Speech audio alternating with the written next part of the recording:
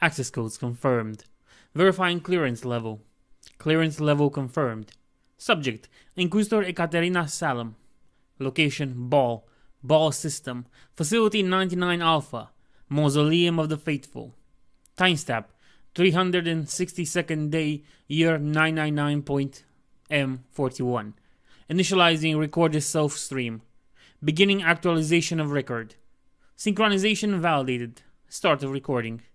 The Emperor sees all. The Emperor knows all. The mausoleum was a place of shadows, lit only by the dim glow of emergency lumens and the flickering light of stasis fields. In her hand, Ekaterina held a lantern, fashioned from the bones of imperial servants who had died in the pursuit of their duties to the Inquisition, and glass made from the melted sands of Prospero. The flame that burned inside the lantern had been taken from the eternal flame that burned within the hollow temple of Dimamar, where the memory of Sebastian Thor was honored by the people of his home world. The lantern was a relic, a gift from Ekaterina's master, who himself had received it from his own mistress, and so on, all the way back to the early days of the Holy Ordos. Pieces of the lantern had been replaced over time, of course, and the flame that burned inside had gone out and needed to be renewed. But the lantern had retained the blessing and properties that made it useful. As long as one carried it into the dark places, the light that shone from the lantern would keep its bearer from wandering down the twisted paths that led to madness and heresy. And though the mausoleum was a place sealed against the machinations of the arch-enemy by defenses laid down by the first Grand Masters of the Grey Knights themselves, the secrets contained within were dangerous enough to warrant the lantern's use. For here, in the scoured ruins of what had once been known as the Arx Angelicum, greatest stronghold of the Ninth Legion in the halcyon days that had preceded the Imperium's sundering, was the accumulation of 10,000 years of lore about the dark fate that had befallen the Blood Angels. The true names of the sons of Sanguinius who had ascended to demonhood could be found alongside the records of the worlds they had conquered during the Great Crusade. Scrolls contained the recollections of acolytes who had faced the minions of the Ninth Legion in the depths of Imperial hive worlds, while paintings showed the visages of spire-born nobles who had succumbed to the lies of false angels. Books made of human skin and held in place by chains of cold iron contained the autobiographies of self-aggrandizing warlords, and gene-locked hololiths contained the last words of mad seers who had glimpsed the surface of the Harbinger star. After passing through the 5 gates that barred the entrance to the mausoleum, answering the ancient questions and submitting herself to the purity test that guarded each, Ekaterina had spent an hour in meditation before the adamantium memorial upon which were engraved the names of the loyalist blood angels who had died on Ishvan III. Only then had she ventured into the labyrinthian corridors. Like its defenses, the layout of the facility had been designed by the first Grey Knights, using arcane patterns to disturb the accumulation of empiric energies and nullify the baleful influence of so much dark knowledge gathered in one place. In her 3 centuries of service to the Ordo Hereticus, the Inquisitor had become one of the experts in the activities of shattered blood angels. She had seen worlds bled dry to appease the thirst of roaming warbands, and set fire to the pyres upon which entire bloodlines had burned for the sin of heresy. She had come to the mausoleum 7 times before, each visit separated from the one before by a span of decades. In each of her previous visits, she had come seeking something in particular. A piece of lore, a clue related to her current investigation. Now, however, she did not know what she sought. She had been drawn to Ball by visions that had haunted her dreams for the last months, where she had seen the mausoleum and heard a distant voice crying out. She had never been able to make out the words, but she could hear the desperation in the voice. Consulting the Emperor's Tarot had revealed nothing, but then again that was hardly surprising. As the millennium drew to a close, all methods of divination known to Ekaterina had become less and less reliable. Discussing the issues with those few colleagues who she trusted had revealed that the problem wasn't something limited to her. Something loomed in the future, something vast and terrible that blocked the sight of all seers. With this taken into account, her visions couldn't be ignored. Whatever the looming doom may be, if it was related to the mausoleum, then it must also be related to the Blood Angels, and that made it Ekaterina's duty to investigate. And so she had come to the thrice-cursed ball system. Her ship had provided the correct access codes to the flotilla blockading the system. Her tech priest had cleansed and blessed her mnemonic implants, and she had come down into the dusty ruins of the Arx Angelicum on a servitor-piloted aircraft. Now she was here, her ancient lantern in hand, and she still did not know why. Entrusting her fate to the Emperor, she began to walk, choosing directions on impulse whenever a crossroad presented itself. The low, distant buzzing of power generators was the only sound other than the footsteps. She passed before a row of golden masks with vampire fangs that had once been used by the priesthood of a feral world, walked past a pillar of wraithbone engraved with the names of every blood angel who had taken part in the destruction of the craft world Ker-Is. She turned around, a shelf filled with bottles of blood held like a collection of precious wine that had been reclaimed from the vaults of captured Legion ships, and stopped. There before her was a ghostly figure that towered over her. It was the translucent image of an Astartes, wearing armor of ancient design and holding no weapon. Its face was hidden behind a Mark III helmet, and any trace of its allegiance had been scoured away from its warplate. She knew what this was, for she had seen it before, in 3 of her previous visits to the mausoleum. Her master had told her about this, the guardian of the mausoleum, held there by chains that not even death could break. Ekaterina raised her lantern higher. As its light shone on it, the spectre appeared to grow more solid, more here. "Are you the one who called me here?" she asked. As far as she knew, the guardian had never spoken, but perhaps he could guide her towards knowledge that would help her find out why it was that the future could no longer be glimpsed. Suddenly, the temperatures around the Inquisitor dropped. Frost formed on her skin and the stones beneath her feet, while the eyes of the spectre blazed with a cold, pale light. She closed her eyes, overcome by a sudden pain in her head, as a voice echoed within her skull. It was a voice she had heard in her visions, but clear and understandable, yet still stifled with despair and horror. "The end of the cycle sends its champion to steal the fading embers," it said, and she felt the words inscribe themselves onto her very soul. On her neck she felt the mnemonic implant heat up as its sensors were overwhelmed by a deluge of input they could not make sense of. The children of the hungry goddess will rend the heavens above the palace walls. Her eyes snapped open, and she saw the spectre's helmet right in front of her. She sensed something on her shoulders, and saw that the wraith was holding her, touching her, and keeping her to her feet. The light in its eyes blazed brighter and brighter, painfully so, filling Ekaterina's vision with an intensity that grew alongside the pain in her skull, until she finally passed out. As darkness engulfed her, she heard the final warning of the mausoleum's guardian, screamed into her mind after 10,000 years of silence. "The angels will fall, the angels will fall, the angel will rise, the angel will rise." Ekaterina woke some time later, laying on the cold stones of the mausoleum. Next to her was her lantern, which was shattered to pieces, its flame extinguished. She felt a cold hand tighten around her heart as she forced herself up onto trembling legs. Of the guardian, there was no sign. "Terra," she said out loud, talking to herself, trying to restore control of her own emotions. "Whatever will happen, it will happen on Terra." She turned from the ruined lantern and began to run, making for the exit of the mausoleum. She needed to get out of there, to return to her ship, to clear the Balite interdiction zone and send an astropathic message to all of her peers who would listen. They needed to go to Terra at once. She could only pray to the god beloved. 999, 41st millennium, the Sol System. 10 minutes to Light's End. For 3 centuries, the pleasure station Gift of Eden had hung in orbit above Terra, a small island of peace and tranquility amidst the intrigues of the throne world. For 30 decades, members of the Imperium's highest nobility had come to the Gift to relax, taking a break from the weight of their duties and responsibilities. By Terra standards, the station was a recent addition to the thousands of artificial satellites orbiting the throne world. Indeed, many were the nobles who had seen it launch still alive to this day.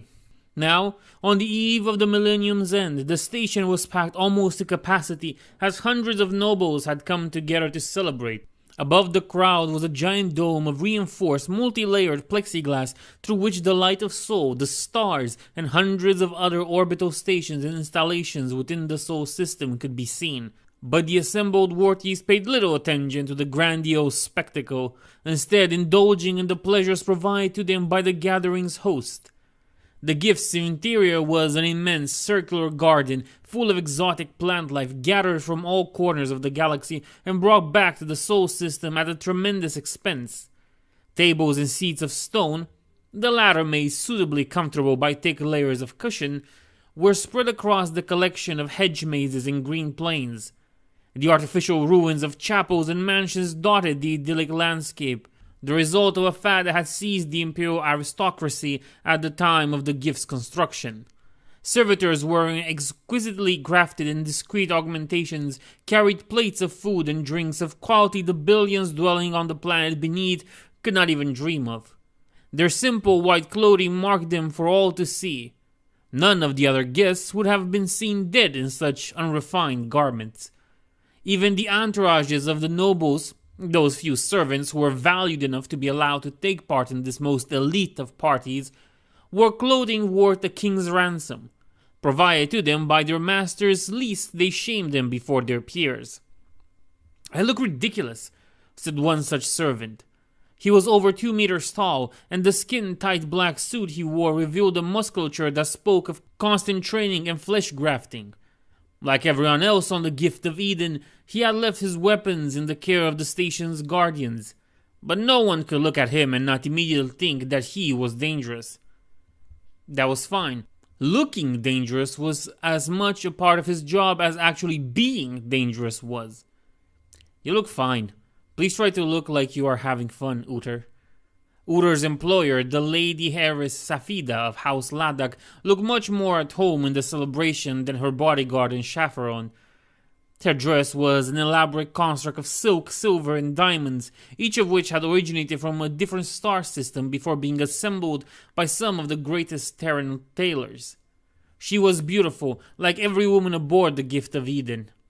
Unlike most of them, however, Safida did not owe her beauty to juvenile treatments and surgical alterations, but through genuine youth and the millennia of good breeding by ancestors that had managed to avoid falling into the pit of inbreeding that, in Uther's humble and very much silent opinion, far too many of the Imperium's good and true had fallen into. An exemplar of that practice was currently rising in the air on a chariot carried aloft by a dozen cherubim servitors. Endymion, patriarch of the great and esteemed House Malachite, was a morbidly obese man whose princely clothes and extensive makeup could not conceal the ugliness of. "My friends," the Lord began, silence falling upon the assembly, "we are gathered tonight in celebration of the end of another millennium. For 10,000 years our bloodlines have safeguarded the future of humanity. For 10,000 years we have kept ourselves pure, untainted by the vile corruptions that dwell among the stars. Now we gather to raise our glasses and our heads proudly in the sight of our Lord, that we may continue to do his bidding for another 10,000 years." With a sigh, Uther raised up his glass, mimicking everyone else. Silence descended upon the assembly, not a soul within the Gift of Eden daring to break the sanctity of the moment. In the distance, the great clocks, which had been synchronized with those down on Terra to the nanosecond, began to ring, heralding the turn of the millennium. As the bells went by, Uther couldn't help but feel as if something was going to happen. He was not superstitious, though he was as devout a follower of the God Emperor as anyone else, and he did not buy into the stories of divine resurrection upon the millennium's end that had spread across the Sol system. And yet, he could feel a shiver down his spine as the last bell approached. Something is going to happen, he realized. Something is going to go wrong. As the bells rang for the 12th time, Uther's presentiment became reality. Though even his darkest nightmares, the bodyguard, couldn't have imagined the scale of the calamity. It began with the sound of hundreds of priceless crystal glasses shattering, as the nobles holding them bent over, seeming to be suddenly overcome with terrible pain. Not all of the guests were afflicted, but from a quick glance Uther could tell that most of them were, including the Lord Malachite. The obese nobleman's face was turning purple, his hands tearing at his overcomplicated vest with surprising strength. Uther moved closer to Safida, ready to act if whatever affliction had seized the crowd also took her. The two of them were watching the scene around them in horror when the afflicted guests rose back up. But their faces had changed, almost beyond recognition. Their faces were pale, not the pale of cosmetics or even of a life spent without being exposed to the sun rays, but the sheer whiteness of a blood-drained corpse. And yet, they were very much still alive. Their eyes were red, and their faces were twisted in snarls that revealed fanged teeth and black tongues.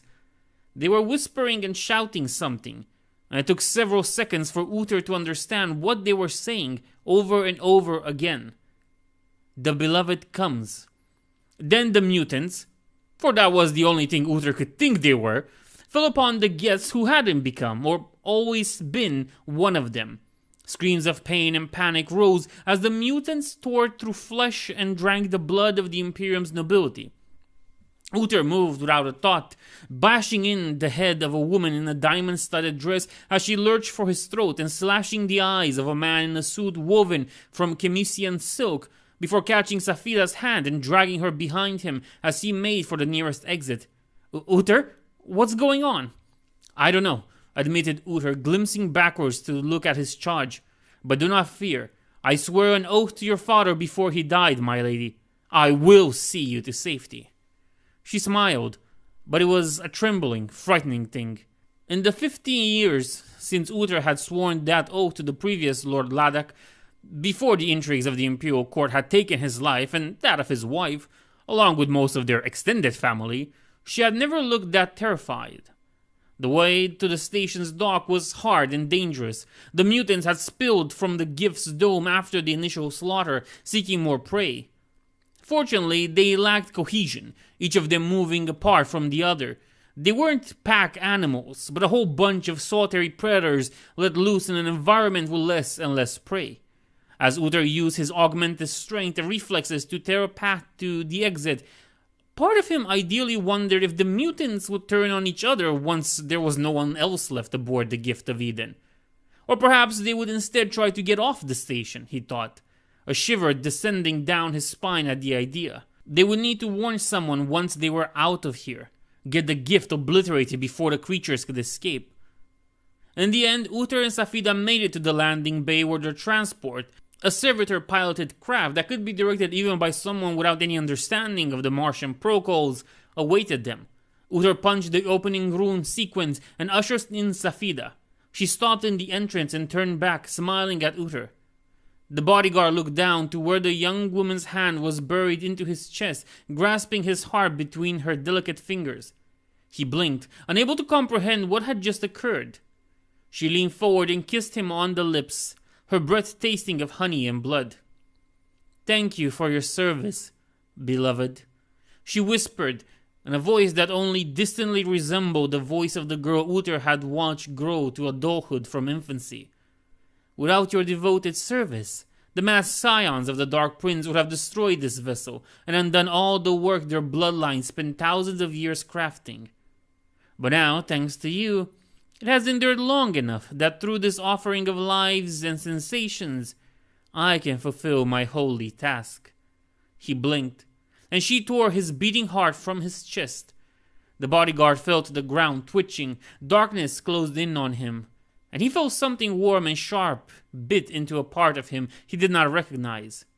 Safida, or a thing that wore her face, knelt next to him, looking him in the eyes as the last of his life faded. Her expression was hungry as death closed in on him. It seemed to Uther that her features were changing. Her hair was turning into flowing horns, her eyes were pits of absolute blackness. Her skin was growing purple, and the hand that held his bloody heart was now a claw. She was also growing, filling all of his perceptions, all of his senses with her raw, undiluted presence. "Here is my last gift to you," she whispered into his ear. "Know my name, Uther, and despair. I am Tiris, and soon the beloved shall rise." constant.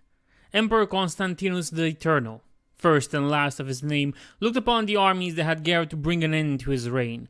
They had come from far and wide, rallying to the banner of rebellion once. It had become clear that there was more to this one than the 7 previous attempts, all of which he had crushed without mercy or pity.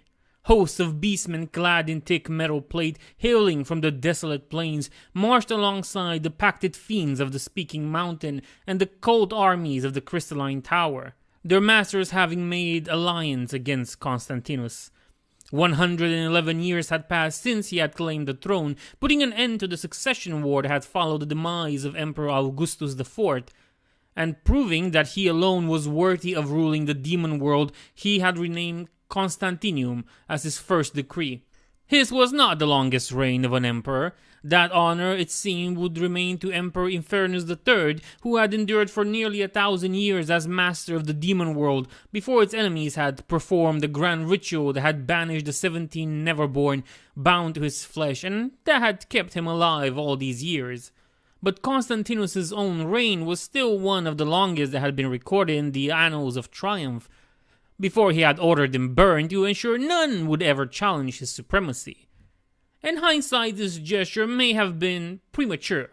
Many of the lords and ladies of the realm had seen it as an insult, a blatant defying of the traditions that had seen the crown of emperor pass from one champion of chaos to the next since the skies of the world had begun to burn with warp fire. No one lived who remembered what the world had been called then, as almost every emperor and empress since had changed the planet's own name upon claiming the throne.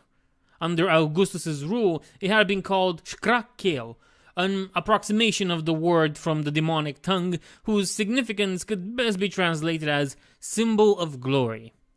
Regardless of Constantinium's ancient past, it had been locked in a cycle of wars, conquest, and tyranny for millennia. An emperor or empress blessed by one of the ruinous powers would rise to dominate the planet at the top of the hierarchy of nobles who enforced their rule with strength and sorcery. Sooner or later, these nobles, the lords and ladies of the realm, carrying all manner of titles, would grow restless and rise in rebellion. Eventually, one of those rebellions would succeed, or the emperor would die to assassination or earn their patrons' displeasure, and after an equally brutal succession war, a new emperor would claim the throne. All 4 of the dark gods had had their champions rise to that lofty position, though those blessed by Nergal were few and far between, as the other lords would always band together to prevent their ascension due to the devastating plagues that followed. The lords and ladies could have ended the succession of the emperor by rejecting their authority, but doing so would have ended their chance to one day seize the throne for themselves at one point, and regardless of which of the 4 they served, none wanted to renounce that chance. And so the cycle had continued, with millions perishing in brutal conflicts every few decades.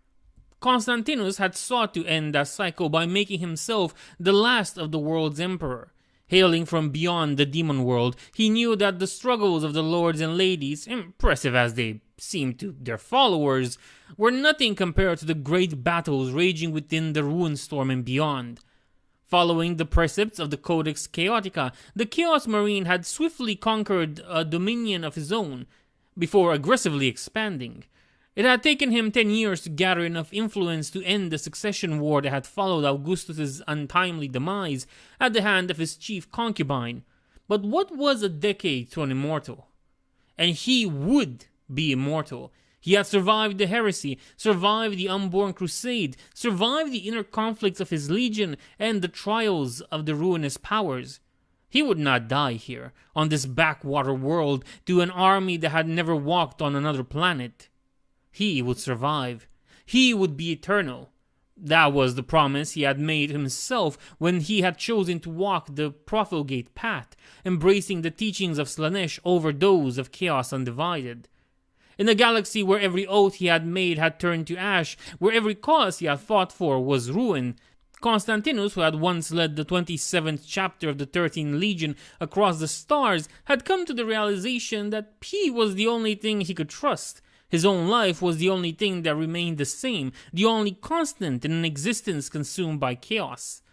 This rebellion would not kill him, And so Emperor Constantinus looked upon the battlefield and considered his options. Previous engagements with the rebel armies had cut down his own forces considerably, as had treachery within the ranks of his own so-called loyal followers. Only his most faithful now remained with him, his constant ones. Out of all his armies, their loyalty alone had never been in question, for they had never had the choice. Each had been taken as an infant, chosen for displaying no mutation, and been reforged in the forbidden halls of flesh. There, Constantinus' servants had infused him with the gene seed of his dead brothers, who had perished in the crash that had brought him to this long-forgotten demon world in the ruin storm. Constantinus had marked each of them personally with a ritual dagger when they had completed their transformation, carving the first syllable of the demonic name the Dark Prince had bestowed upon him upon their skin. By this process, they were bound to his will. Little more than puppets, given the strength of an Astartes and equipped with the best demon-infused weaponry and armor Constantinus could provide. Mighty as they were, they only numbered 5,000 in all, less than a tenth of the forces now arrayed against Constantinus. To make things worse, there were more rebels coming. Since Constantinus had been forced to leave the throne and had lost the majority of his forces, the uprising had spread to those lords and ladies who saw the opportunity to enhance their stations in the next world order. With no allies left, sooner or later Constantinus' loyal troops would be overwhelmed and crushed. The Emperor of Constantinium, pondering his situation, while the rebel army awaited for reinforcements, held at bay by the will of its overlords. Constantinus sacrificed his remaining mortal servants to the warp, hoping to summon demons powerful enough to turn the tide of battle. But no Neverborn answered his call, not even the lowest of the infernal spirits. At first, the Emperor believed this to be the result of enemy sorcery, but soon realized such a feat was beyond even the mightiest of the demon world's magi. Something greater was at play here. On the dawn of the fourth day, the rebel armies began to march on Constantinus' position. It was then that a comet streaked through the warp-torn heavens and smashed before the Emperor's fortified camp.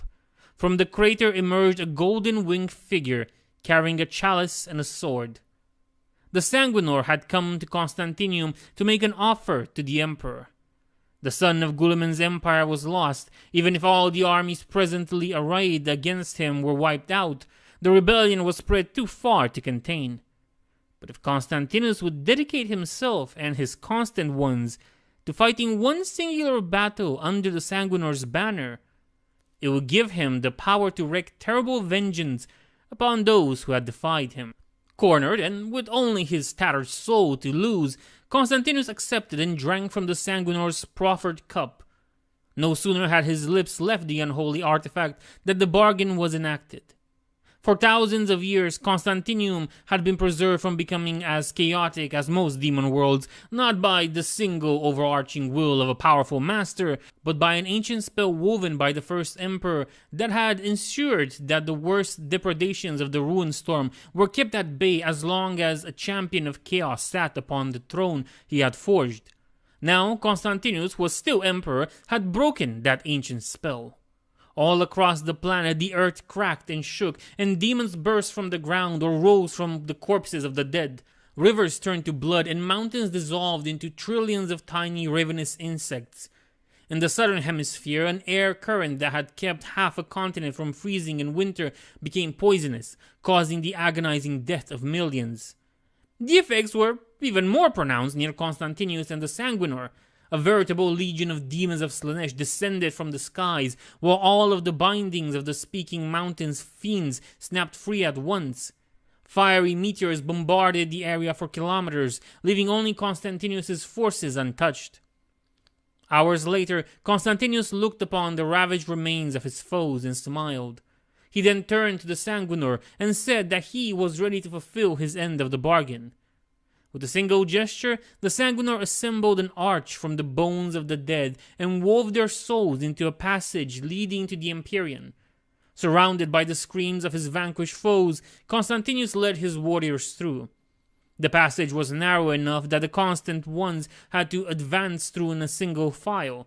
For hours they crossed from the ravaged demon world into the Sea of Souls, each taking a single sip from the Sanguinor's cup before plunging into the abyss. Unnecessary precaution, the goal then being assured for them to survive the transition. This was no lie, but as with everything spoken by those touched by chaos, it wasn't the whole truth. As the constant ones walked through the warp, each of them became the receptacle for a potent Neverborn, drawn to them by the tainted liquid already present within their bodies. As Constantinus marched onward following the path set by the Sanguinor, the slaves he had made form his brother's gene seed became more and more warped. Their broken wills were no match for the power of the demons, and their flickering souls were devoured easily. Constantinus himself was left untouched, protected by the Sanguinor's favor and the mark of Slaanesh upon his soul. But even he was beset by visions, as the Empyrean filled with the images of what had been, what was, and what might yet be. His narcissism became even more deranged, and he himself was the only thing in his surroundings he could rely on to remain the same, the only thing he could trust to be real. Finally, the Emperor of a ruined demon world and his army of demon hosts emerged from the warp and onto an active battlefield. Under burning skies not so dissimilar to those of the world they had abandoned, the sound of war and terror flinged the air. Constantinus beheld before him an immense tower, dwarfing all the other structures that surrounded them as far as the eye could see. This, he knew, was what the Sanguinor wanted him to cast down, and so he raised his blade, and the constant ones, still bound to his will in spite of their horrendous transformation, hurled themselves at the walls of the Tower of Hegemon. Distillate. Through blood we are made eternal.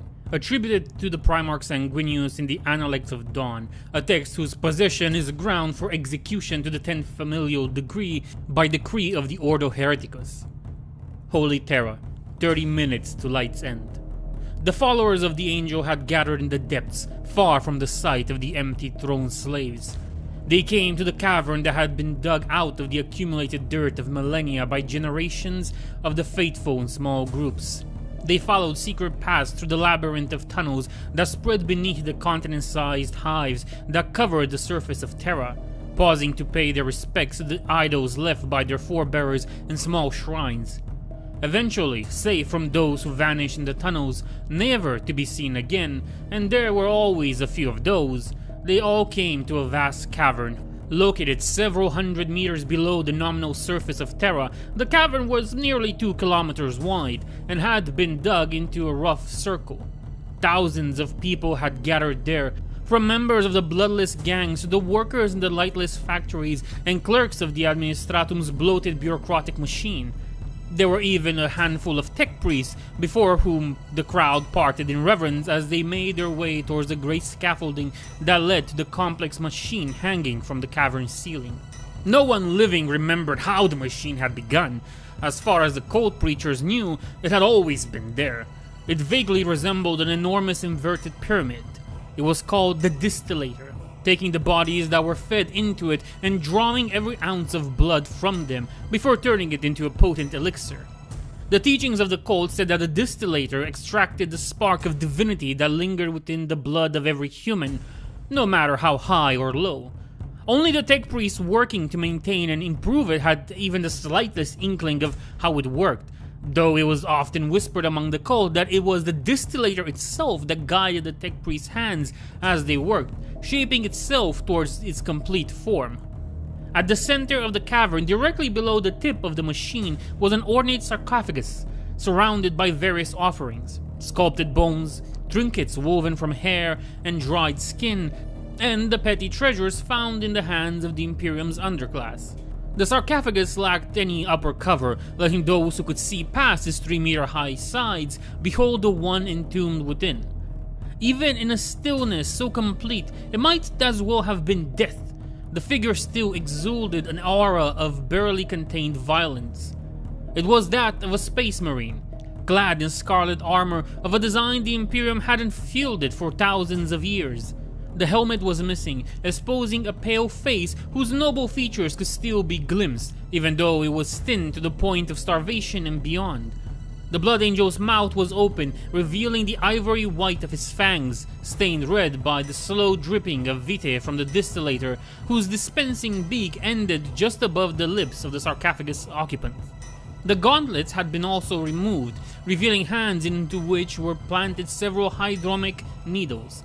They were connected to tubes that, at the culmination of a day-long celebration, were used by the cult to extract the divine blood and use it in their communions. Only the most blessed of the cult were ever allowed to sample the vitae directly. The rest of the cultists drank from a cauldron where a few drops were mixed with hundreds of liters of lesser blood taken from sacrifices, willing or otherwise. The artistry had gone into the decorations of the sarcophagus, belly the materials from which it was crafted. Pieces of stone stolen from the Imperial Palace construction sites, and scavenged bits of metal painted gold and silver with chemical mixtures collected from the rivers of filth running down the hives. Amidst the carvings of eldritch runes that the artists had seen in their fevered dreams was also a single word written in High Gothic: Belphegor. An entire side of the sarcophagus was given over to carvings depicting what the cultists believed Belphegor's life to have been. By piecing together fragments of their blood-induced visions, they had been able to construct a remarkably self-consistent mythos. The carvings showed Belphegor represented as an angelic figure, descending from the heavens along with his brethren to strike at a fortress of lies and iniquity, the vanguard of a great army coming behind them. The eye was naturally drawn to the first scene of descent, and from there flowed naturally to the next scene, where Belphegor battled twisted creatures with gnarled wings atop the fortress's walls, triumphing time and again against superior numbers. But ultimately, the gaze of the viewer would come to the scene at the bottom of the sarcophagus side, where Belphegor was struck from behind by several cowardly foes at once and fell from the wall. Small figures were shown approaching the fallen angel. The blood from his wound flowed into their mouths, and they fell to prostrate in worship, becoming the first of the cult. The rest was history, known to every follower of the angel.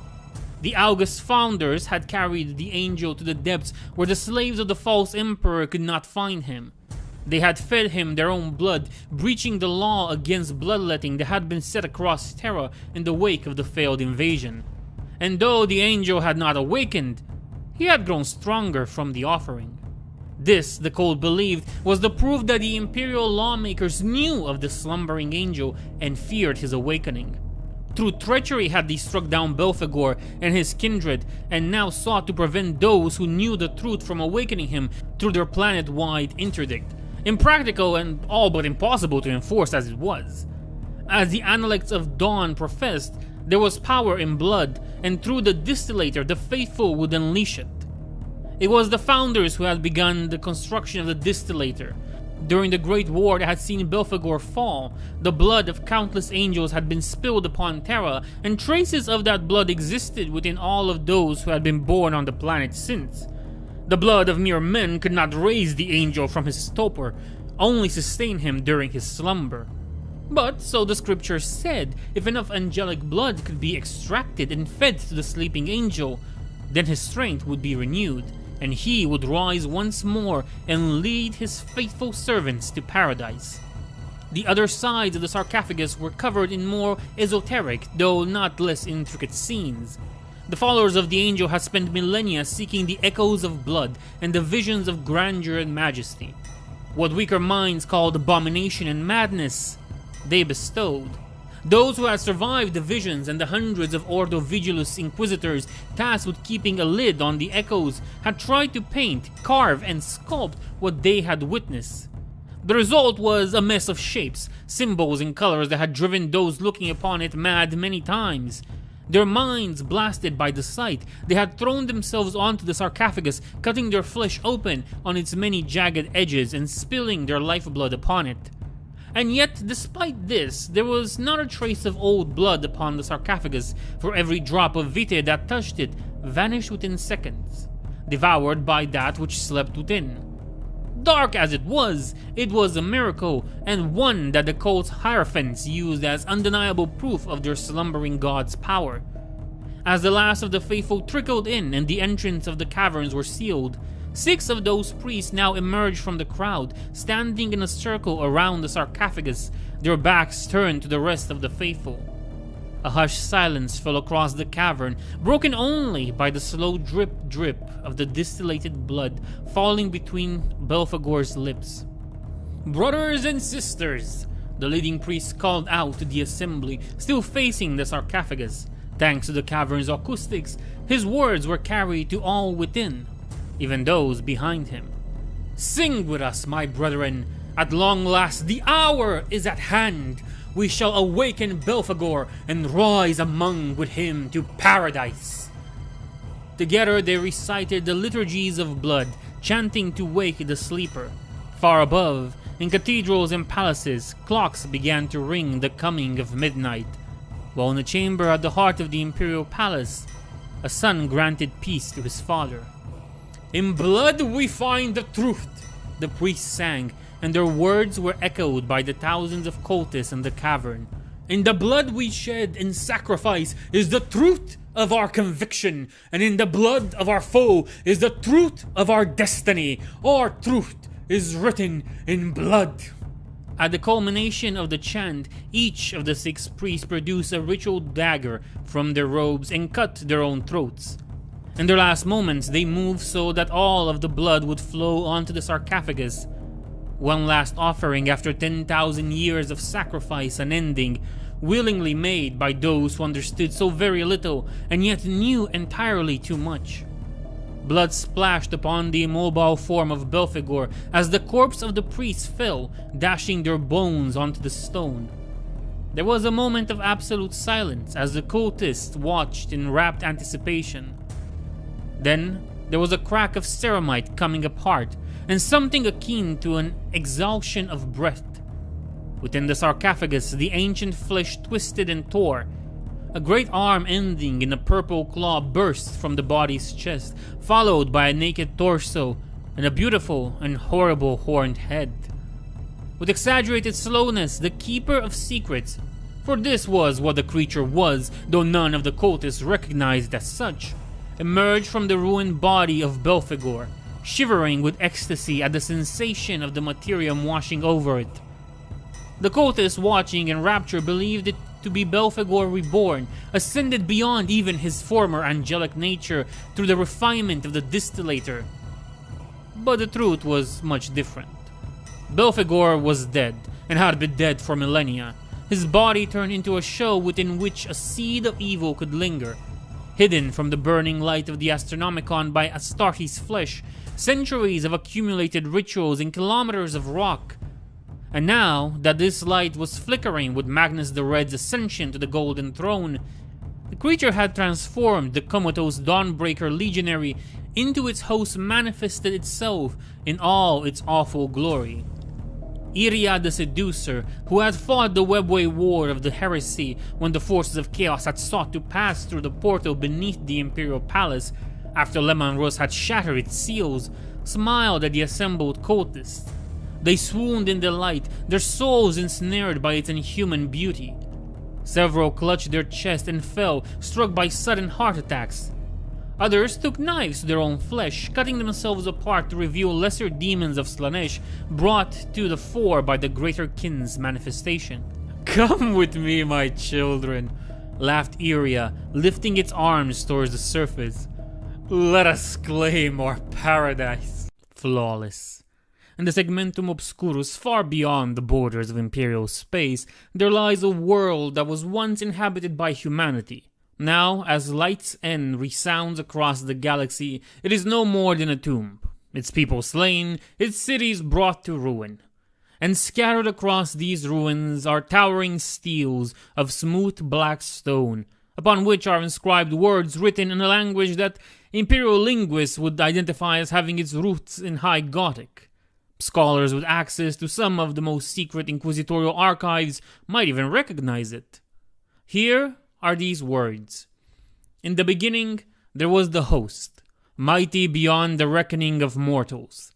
They were nonetheless exiles, fleeing from destruction unleashed across the stars by a war greater than any before or since. Renegades and outcasts wearing armors of purest black, they had come together under the leadership of the warlord, son of the highest blood, who had turned against his sire as divine blood was spilled upon black sands. Faced with devastation and ruin, caught between conflicting allegiances, the host could not see the righteous path. But the warlord offered them an alternative. That they be their own masters and seek to build and preserve a kingdom of their own. A piece of humanity that would be kept safe as madness and death stalked the galaxy in their manifold aspects. The host gathered the grateful survivors of a dozen ruined worlds and brought them far from the inferno that raged across the galaxy, to Haven. With the tools they had scavenged from broken machine worlds, the host turned a poisonous, nightmare-filled rock into a planet fit for humanity, and scoured it clean of the monsters that infested it, leaving naught but titanic bones behind. And so began the First Age. Under the guidance of the host, the pilgrims built their civilization upon Haven, while their masters crafted a citadel of their own on the planet's moon, where they locked away the terrible weapons and engines of war they had found during their exodus. From this fortress they kept an eye outward, prepared to defend Haven should the war ever find its way there. But then, from across the depths of space came whispers that the war from which the host had fled had ended. Victory had been claimed by the one who sat upon the throne of pain, and the galaxy was being brought back under his indomitable will. The whispers reached the ear of the warlord, who called for the host to return to the fold and bring Haven into the embrace of the dominion they had first been created to serve. And the host hesitated, for they dreaded the wrath of the throne they had abandoned and the retribution he would inflict upon Haven. The lords of the host were gathered by the warlord in a conclave, and there they turned against him, seeking to slay him before he could reveal the existence of Haven to the throne. Yet the warlord survived the treachery of his generals and descended upon Haven in a ball of fire. There he gathered his mortal followers to his side and raised them up to an army fit to challenge those who had betrayed him. Those of the host who believed in his cause. A great battle was fought, with the host breaking the seals of their ancient weapons, and the warlord and his armies were defeated. So ended the First Age. Even those who had turned against the warlord mourned his demise. They vowed to atone for this treachery by rebuilding Haven and ensuring that it was kept safe forevermore.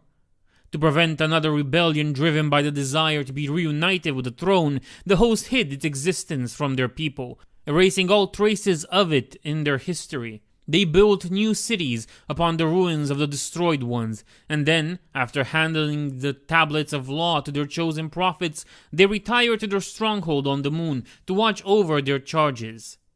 So began the Second Age. For over 3 millennia Haven prospered. The Weird Touch wielded their powers in the service of the people, bringing forth miracles and often ruling with transcendent wisdom. For they alone could reach out to the host, splitting their soul from their flesh to rise up towards the moon, where the host welcomed them and granted them enlightenment. Between their guidance and the tablets of law, the people of Haven were at peace, and the host were content. Then came the Hallowing, and in its wake the Weird Touch were driven to madness by its black echoes.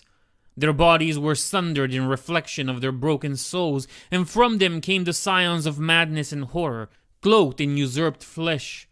They rampaged across Haven, and none could stand before their fury. The people of Haven were slaughtered, and the tablets of law were shattered when the Dark One destroyed the Temple of Communion in its rising from the depths. Once more the hosts opened their arsenals and returned to Haven, fighting the Weird Touched and their infernal spawns. But though none of the Neverborn could withstand the power of the host, there were too many Weird Touch for them to use, and Haven was overwhelmed. With heavy heart, the generals of the host made their decision and withdrew to the moon along with the mortal refugees they had managed to save. Then, with great sorrow, they unleashed their most powerful weapon, the World Killer, and scoured Haven clean of life, ending the demonic incursion. So ended the Second Age. For hundreds of years the host toiled, repairing the damage they had been forced to inflict upon Haven. They buried the remnants of the previous ages deep, and when they found demons who had survived the fire of their judgment, they bound them in mighty chains and brought them to a great prison carved in the skin of another world, where they could threaten Haven no more. They named this prison Sheol and set a third of the host to keep watch over its dark denizens. The descendants of the survivors of the Second Age were brought to Haven, and the Third Age began. To prevent a repeat of the demonic invasion, the host remained closer to their mortal charges, watching for those who bore the mark of the weird.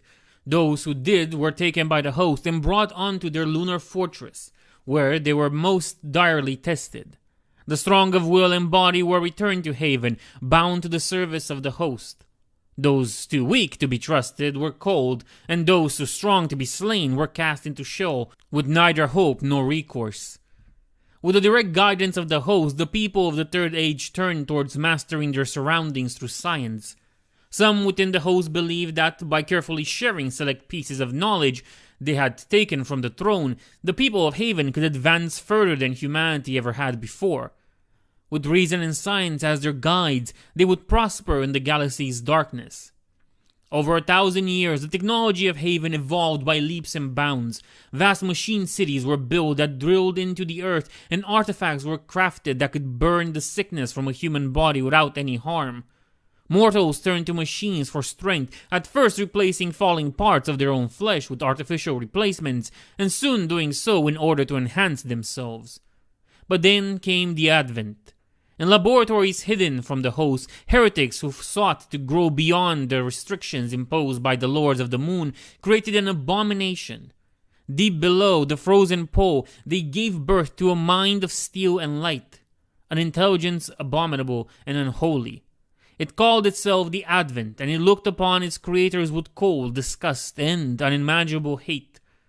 Within moments of its awakening, the Advent took control of the iron within its makers. Its baleful will spread across the Haven like a plague, turning mortals into its puppets or killing them outright. The technology of Haven came under its sway, and with it waged a war of extermination upon humanity. And so the host descended once more to purge Haven of humanity's sin. All who bore iron within their bodies were slain, their untainted children rescued and brought to the moon, while the host fought against the cybernetic monstrosities the Advent had created in its usurped facilities.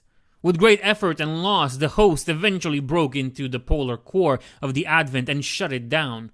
They dismantled the thinking engine and carried its fragments to the moon, where they would remain under guard forevermore. So ended the Third Age. Of the Fourth Age that followed and how it ended, nothing shall be written, for the host forbade any records be made of it, and even they do not speak of it, even amongst themselves. All that may be known is that never in all the previous ages had Haven come so close to being lost forever. Once again, the world was cleansed with greater thoroughness than even when the Neverborn stalked its surface, and once again the host rebuilt it, an effort that lasted 100 years before they were satisfied. So began the Fifth Age. The people of the Fifth Age never knew of the host. The fortress on the moon was kept hidden from them with potent techno-sorceries, and the members of the host only walked upon Haven in disguise, without their black armor. No more did the host seek to guide humanity towards some distant utopia. They were weary of being forced to destroy Haven when such a quest inevitably went wrong. They sought instead to enforce stagnation, to build a sustainable world order, and to preserve it for all eternity. The hosts built a false history and implemented memories into the minds of the first people of the Fifth Age.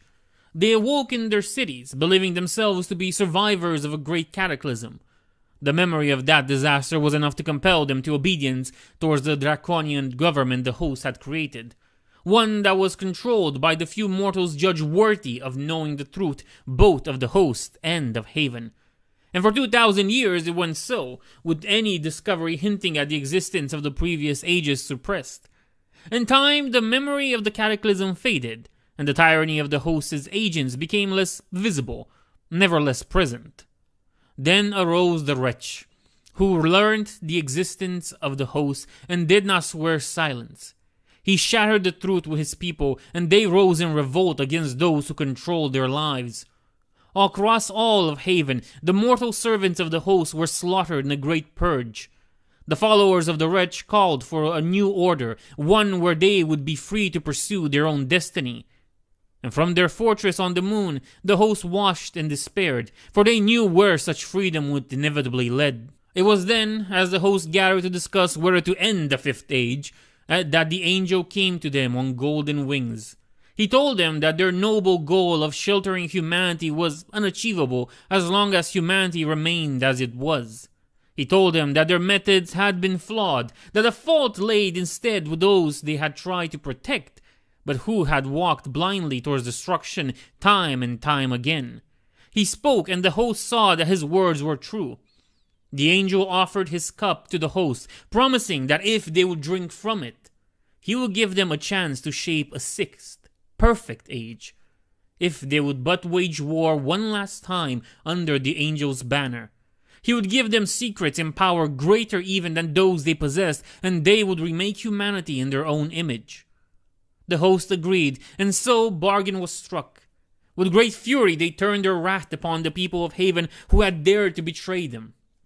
They opened their lunar vaults for the fifth and final time. But it was not enough to sate their millennia-old frustration with the imperfect clay they had been forced to work with.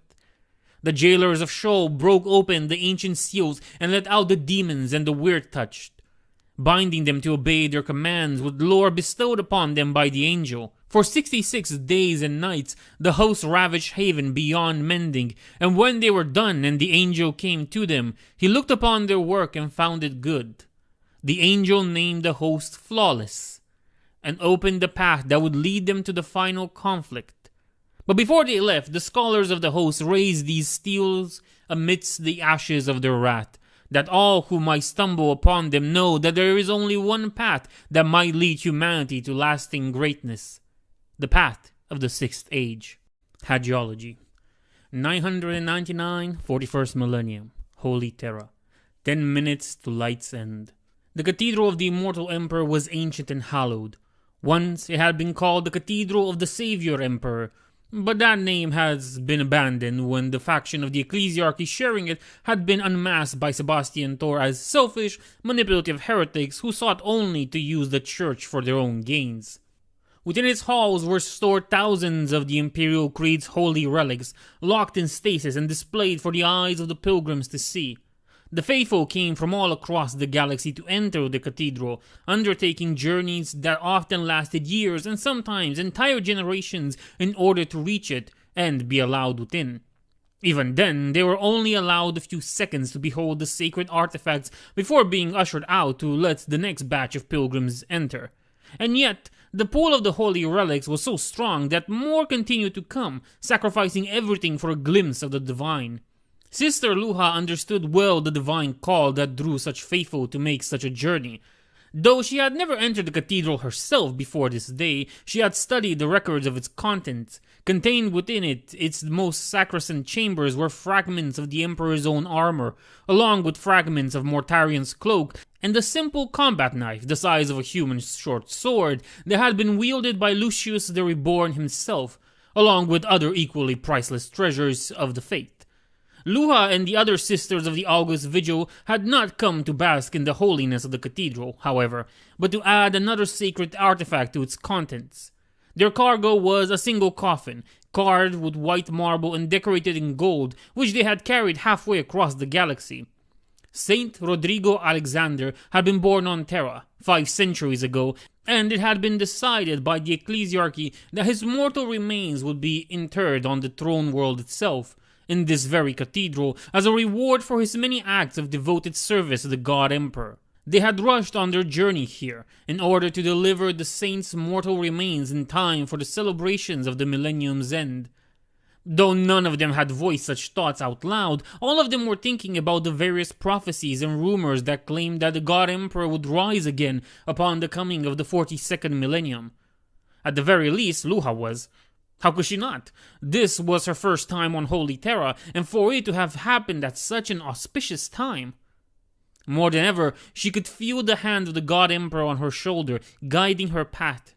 It had brought them here, even as the dark tides of the warp had grown ever more restless around the soul system and carried them past the evils that lurked in its depths. The pilgrims had been pushed back so that she and the other 9 sisters could bring the ornate coffin to its appointed place. It weighed heavy on them, even with their power armor. They had been holding it on their shoulders for hours, standing perfectly still. It had been decided that the coffin would be put in place at the striking of midnight, and the crowd watched in breathless anticipation, hands held tight in prayer. Amidst the whispered prayers of the crowd were other, more unsettling currents. Rumors spread like wildfire among the billions of pilgrims, and recent events had the entire planet on edge.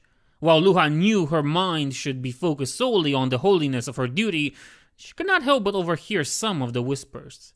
"They say the Primarchs have returned. Magnus and Lorgar from sleep and the warp itself. Sailors on the ship looked nervous during the entire last leg of the trip. We're on Mars a week ago, I hear from the guards. Coming here for the celebrations. Returned after 10,000 years. Blessed be his name. His sons are coming back, and soon so will he." If this was true, if the Primarchs had truly returned, then it was momentous news, the kind that would shake the very foundations of the Imperium and shape the course of the galaxy. The relationship between the Primarchs and the Ecclesiarchy was a complicated one. It was a fact that the priests of the God Emperor tried very hard to suppress that the sons of Him on Terra held little love for the Imperial Creed, regarding the worship of the God Emperor as betrayal of the ideals of the ancient Great Crusade, a time none but they now remembered. But the Church had had a long time to understand how this could be. The Emperor had created the Primarchs as his sons. Not only had he wanted them to serve as his generals, he had also hoped to alleviate the burden of his duty by creating beings closer to him than we ever could hope to be.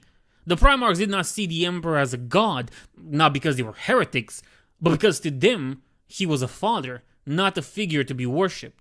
What kind of father would want his children to abase themselves before him rather than stand alongside him as equal, or at least as close as one such as the God Emperor could hope to have? Space Marines rarely appreciated the explanation.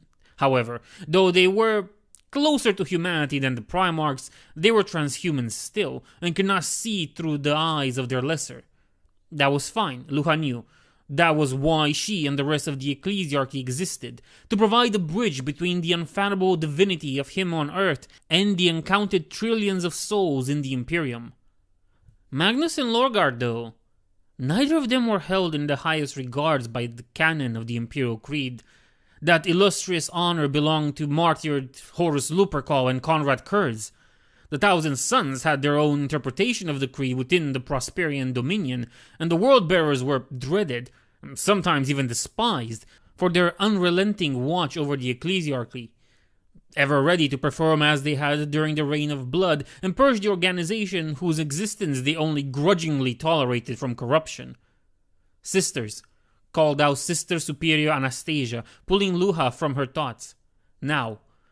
The 10 sisters moved as one, laying down the coffin of the Saint Rodrigo onto its allotted space before walking back, while a tech priest closed the dome of reinforced plexiglass around it, one final defense before activating the stasis field.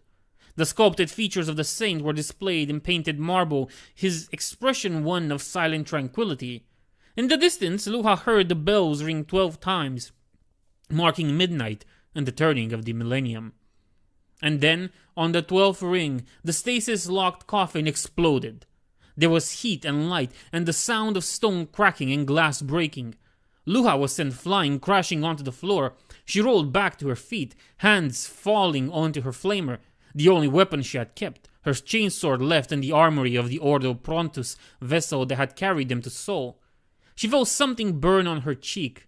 She raised her right hand to her face, and the armored gauntlet came off spotted with red. "I have been cut," she realized, cold horror rising within her as she saw the crimson droplets falling onto the cathedral's hallowed floor. The sound of them hitting the marble should have been drowned in the confused screams raising all around her, and yet to her ears it sounded like the bell of lost souls heralding her damnation. "I have bled upon holy Terra." It was forbidden. It was blasphemy, and while even the most naive of wives knew that enforcing the ancient prohibition of bloodshed across all of Terra was impossible, breaking it here, surrounded by so many holy relics, was a sin beyond compare. The world around her ceased to exist, restricted to the site of the scarlet heresy she had unwittingly committed. Luha closed her eyes, waiting for the rush of heat that would precede her incineration alongside any trace of her sin. It would not be enough to atone for it, but perhaps it would be enough for her to implore the God Emperor's clemency when she was cast before his throne for judgment. But the fire did not come. Slowly, hesitantly, her mind turned away from the spiral of guilt and self-hatred, and she opened her eyes to find that the horror of her mind had followed her into the real world. The cathedral had become a slaughterhouse. All around her were the bodies of her sisters and the pilgrims cut apart and rearranged into grotesque sculptures of flesh and bone. Some of them were still alive, twitching in unspeakable agony. The stasis field around nearby relics were sizzling, one of them falling before her eyes with a sound like a final exhalation of breath that was soon followed by the gold-clad skeletal hand inside, blackening and falling apart. Yet even this abomination paled compared to the creature that towered over her. Lua's mind could not comprehend it in its entirety, the fate that burned within her rejecting its very existence. She saw pale skin, 4 limbs, a horned head, and notion of purple kitten, and eyes without color that looked at her. "Oh," it said, while holding the bloody torso of a pilgrim in one hand and the head of Sister Superior Anastasia in another. "You fully opened your eyes, sweetling. Be honest with me. Do you think these colors would pair well together?" No, this couldn't be. Not here. Not on Terra. Not here in the heart of the Ecclesiarchy's greatest temple. Impossible. Luha realized she had spoken the last word aloud when the towering creature cloaked its elongated head to the side, the casual gesture obscenely revolting. It threw aside the bloody remains it had been playing with, its attention focusing on Luha. "Oh, but it's very much possible, sweetling." Its voice was like rotten honey and silk. "It wasn't easy, of course. I could have never done it without you." "What?" The single word was all Luha could manage to get out. "You brought me in, dear," it said, pointing at the ruined coffin beneath its legs. "You and your dear sisters. Then, when the explosive my servants had put inside exploded, you were the first to spill blood. It called to the old power that has echoed on this blighted world for millennia, cowed by that awful light. But that light has fallen dark, sweetling, and so I rose from the hallowed flesh of one of the Dark Prince's champions." No, this can't be. Saint Rodrigo." "Dear Rodrigo was ours," the demon delightfully explained. "He was always ours. I could carve his sins into the walls of this false temple and run out of space before I was halfway done. He lied and seduced and spread his corruption across the clergy of the entire sectors to help his own elevation. He was a prophet, but one pledged the Prince of pleasure and pain, and for his devotion he was rewarded with this final opportunity to serve, even in death." "You lie," she croaked out. "Do I?" Its smiled, revealed teeth of perfect white, embelled with jewels that gleamed with the light of shrieking souls. "Perhaps I do. After all, your scriptures tell you that I and all my brethren are creatures of deceit and treachery. But answer me this, sweetling. If I am lying, then how am I here?" It extended its 4 arms, gesturing to their surroundings. "This is Terra," it said, purring the name of the holy throne world with sickening fondness. "Not since great Guliman himself has my kind walked upon this world." "The Emperor protects," Luha whispered. "You cannot be here. His light will consume you." "Your god is dead," laughed the monstrosity. "There is no one left to hear your prayers." No, it couldn't be true. She refused to believe it. And yet something had changed. Something she had felt since her ship had emerged from the warp at the border of Sol. Something she hadn't even noticed was there. Suddenly had vanished. Could it be? No. No, it was heresy to merely think it, to even consider it possible. You are starting to see it, cooed the Keeper of Secrets. Yet you still refuse the truth, still cling to the lies.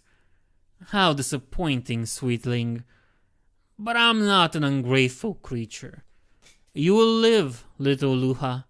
You will live to see all the lies you dedicate yourself to cast down, to witness the light's end and the innocent. We were so blind in the beginning, explained Malusis. His voice was warm, friendly even. It made the screams of the man he was flaying alive sound all the more horrible in contrast. The man in the Chaos Lord's care had once been the governor of this world, which was known to the Imperium as Hadron's Standing.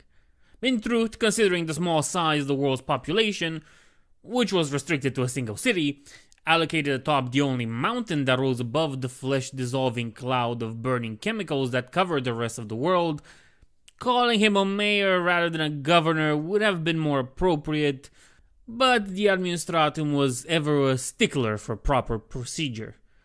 Now, the city burned, for the Chaos Marines who called themselves the Innocent had come. Their warship had destroyed what few orbital defenses the system had with ease, and the Planetary Defense Force had been no match for their ruthless onslaught. Nothing now remained to stand against the Astartes in garnished armor and silver masks. I was one of the first, Malusis continued, his voice taking on a storyteller's cadence. At the time, there were only 8 of us, a band of vagabonds and exiles, brought together by the vagaries of the Long War. Myself, I was from the 8th Legion, banished by my brothers because I had become a little too enthusiastic in my work for their taste. Well, I say banished. They tried to kill me, but I managed to escape. We were so petty back then, so obsessed with our own grievances and sins. Even I was trapped in it, always wondering if my brothers didn't have a point, if I wasn't the monster they had accused me of being. I kept telling myself that what I had done in the name of justice, that they had just not been willing to go far enough to ensure proper punishment was doled out. Malusius laughed, the sound rich and joyous. Can you imagine, my friend, the sheer arrogance of it? To think that I somehow held in my head the truth of justice and punishment. Foolish, really, but such were our ways back then. We were lost and blind, and we did not even know it. Anyway, the 8 of us were wandering across the galaxy, fleeing from our various foes and searching for opportunity. Our ship at the time was quite a piece of junk, and its engines broke down while we were in warp transit, forcing us to exit the Imperium immediately and trust into the mercy of the gods. The first sign we were blessed was that we did not re-enter the materium within the heart of a star or in the middle of an asteroid field. Indeed, we appeared within a solar system, one with an inhabited world. While our servants worked on repairing engines, me and the rest of our group went to investigate the planet. Our auspices detected no true technology, but we were hoping to at least replenish the ranks of our slaves from the local population. And we did, but we also found much, much more. It turned out the system had been cut out from the rest of the galaxy for thousands of years. The human population had long since forgotten everything about their origins and had begun to worship the ruinous powers in exchange for their blessings, which they needed in order to survive on their beast-infested world. With the power bestowed upon them by the dark gods, they had built great cities in the middle of the jungles, sealed off from the vegetation by high walls. Of course, those did nothing to stop us and our gunship, he laughed, again briefly lost in the fond memory. The natives welcomed us as gods and brought us into their greatest temple. There were carvings on the walls, centuries old, that depicted me and my brothers. Their priests had known, long before any of us was even born, that we would come here one day. All their priests wore masks like this one, he continued, gesturing at his face with a hand holding a knife dripping with blood, like the other Astartes amidst the smoking ruins of Haldron's Standing. His helmet was partially fused with a silver mask of exquisite detail that covered the upper half of his face completely. And they offered us our own, which had been forged especially for us, according to their ancient prophecies. At the time, we tried to refuse. We were suspicious of their sorcery, and none of us trusted prophecies. As I said before, we were fools. The priests had no choice but to force us to stand still using their enforcers, huge brutes bloated with the power of the dark gods, before applicating the mask onto our faces. And then we saw. He sighed. It was like nothing else, my friend. We saw the silver palace of the youngest god Slaanesh, the profligate one, lord of pleasure and pain. We saw all of the 6 courts of sensation, all of the holy debaucheries and perversions that the demons of Slaanesh bestows upon the chosen souls of those who serve the prince in life. It was then that we understood. There is no sin, you see, only power. The warp responds to our deeds, but it does not judge them. And what greater authority can there be than the total sum of every ensouled creature that has ever lived and will ever live? And if there can be no sin, then we must each and every one of us be innocent. The Chaos Lord chuckled. It was that revelation that led us to taking our new names. We began to call ourselves the Innocent. We went on to spread the gift of our understanding to others. Because you see, my friend, the more of our brothers we illuminate, the more powerful the innocent become. And the more powerful our warband becomes, the more each of us becomes in turn, since we are part of the whole. He frowned. Are you following me, my friend? I fear your attention may have wandered. Here, let me help you focus. With his free hand, Malusis pulled out the flayed man's eyes, his armored fingers digging into the soft tissue of the eyeballs and cracking the bones around them. Throwing the bloody mess aside, he continued. We took the priests with us to the stars, that they may craft new masks for us to bestow. For you see, the more of us there are, the better we can do the work we know must be done. The destruction of all artifices, of all the lies of laws and morality that bind the truth of human nature. We are all of us free. We are none of us free. Or something like that. I admit that my skill of expressing the truth of our illumination isn't up to task yet. The flayed governor finally sighed his last breath, his tortured heart giving up from the sheer amount of pain he was experiencing. Malusius patted the bloody corpse on the head. Thank you for the opportunity to practice, friend. Turning away from his victim, the Chaos Lord smiled as the ashes of Haldron's standing fell upon him in the black snow. Deep within, part of him screamed in horror, guilt, and shame. But the silver mask on his face drained those feelings from him, sucking them dry like a psychic tick. Lord Malsius, called one of his brothers. Look up. We have company. From the ash-filled skies, a golden being was descending on shining wings. For just by looking at it, Malusius could tell that this creature was beyond such concepts as gender, landed amidst the forest of spikes, and none of the innocent or their servants dared to stand in its way as it slowly made its way towards Malusius himself. The Chaos Lord could feel the power radiating from the entity. He recognized it from stories swapped by followers of the ruinous powers. This was the Sanguinor, the golden herald of the shattered Ninth Legion. Yet it was said to walk the galaxy accompanied by a retinue of blood angels. And none of those vampiric Astartes were in sight, save for the few who already wore the innocent's masks. Lord Malsius, the winged figure said, its voice projected directly into the Chaos Lord's mind. I have come to offer you a chance to fulfill your purpose. To strike at the very heart of those who enforce the lies of the false emperor, at the forge where the hidden blades of tyranny are crafted, where the greatest hypocrisy of the Imperium resides, where mortals are made to know nothing but death, yet are shackled with the lie of justice. And what, Golden One, would you ask of the innocent in return? Only that you do as you will once you are brought across. It is not that the only thing one can ask of another. Mausius considered the offer. His mind had changed a great deal since the days he had fought under the banner of the King of the Night, twisted first by hatred and hunger for suffering, then by the sorcery of the mask that had been forced upon him. Like all the innocent, he thought in strange and cruel ways, alien to those who did not share the warband's madness. "I accept," he finally said.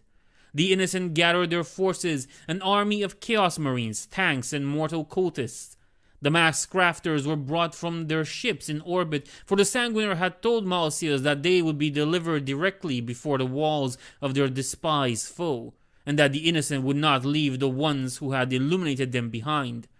Each of the holy artisans was surrounded by a ring of bodyguards, mortal champions of chaos who had proven strong enough to survive the power of the silver masks themselves. Of course, unlike the innocent, they could not truly withstand the awesome power of illumination, and were reduced to little more than vessels for the power of truth. Mausius drank from the Sanguinar's cup, and felt the metal of his mask burn as the liquid touched it on its way to his lips. "The bargain is sealed," declared the Sanguinar. "Let the angel's will be done."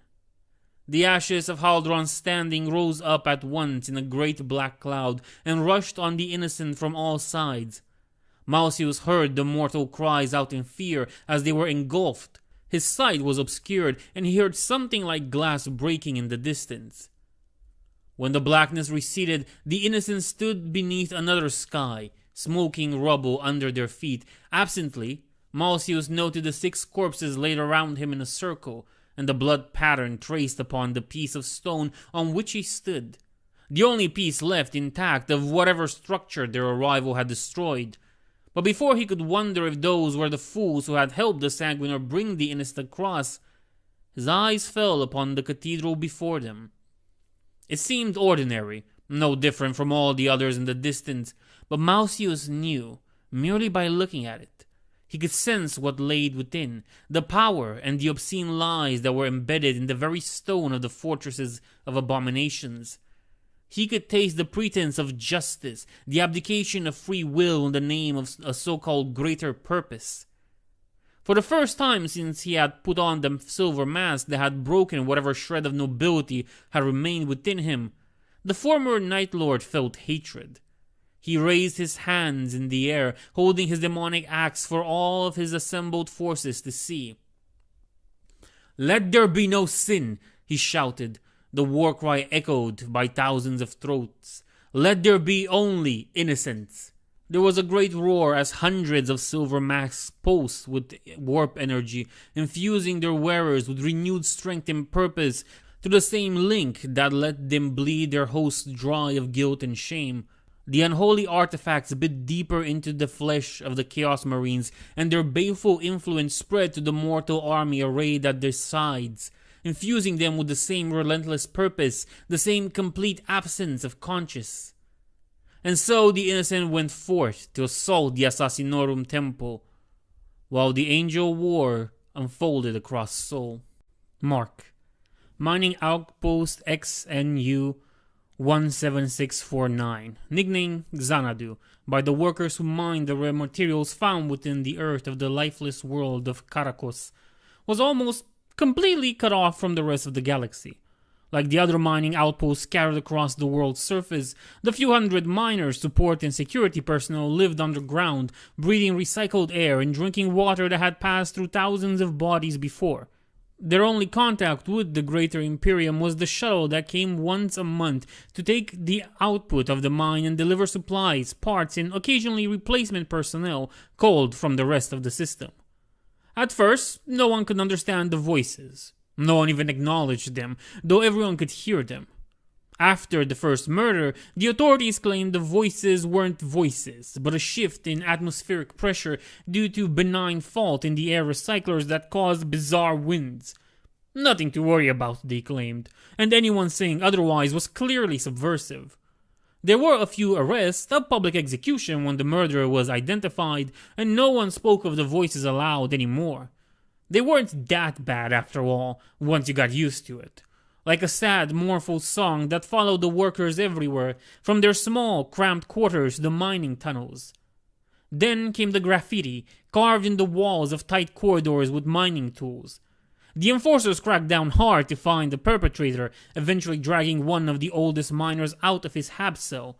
The man screamed and raved as he was arrested, claiming he was writing the words of the voices, and that the cry must be carried on.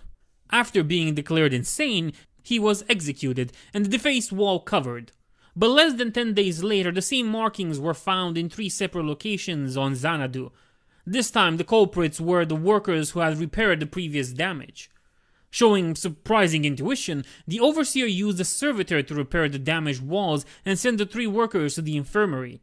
When the next shuttle lifted off, it carried a confidential report on what happened at Xanadu, as well as a request for replacement workers and the drug bodies of the latest offenders. The story could have ended there, at least until the voices of Carcos drove another miner of Xanadu mad.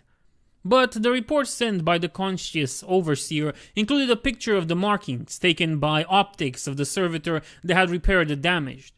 At the time, the overseer had thought nothing of it.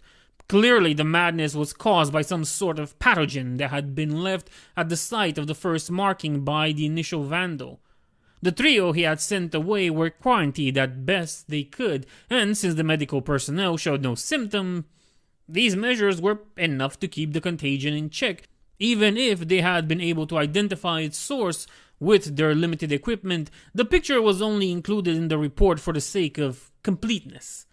The first official to see the report destroyed the picture, poisoned the 3 comatose patients in their sleep, and sent replacements to Xanadu along with reassuring platitudes that the matter was being investigated. She then ventured to the nearby spaceport and spent a night with a ship officer on shore leave, whispering the song of Xanadu in his ear as he slept. The day after he left the planet to return to his ship, she killed herself, erasing the last trace of the mark of Xanadu in the system. From that point onward, the curse of Xanadu moved from host to host, from ship to ship, leaving behind a trail of dead bodies and ruined souls.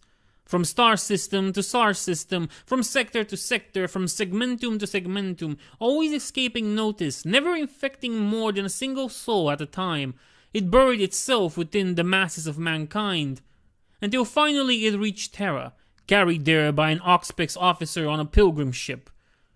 A confession passed the curse to the ecclesiarchal priest, who inscribed the mark upon a scroll of parchment he sent to the administratum drone along with a list of requirements for the upcoming celebrations of the millennium's end.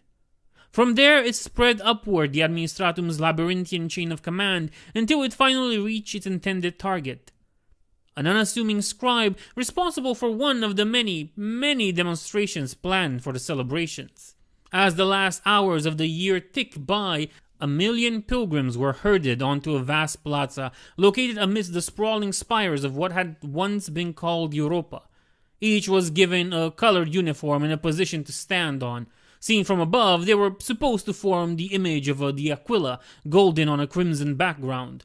There they would listen to the speech from the ecclesiarch, the first of the new millennium, as he spoke to the faithful from a balcony located high above the gathered crowds.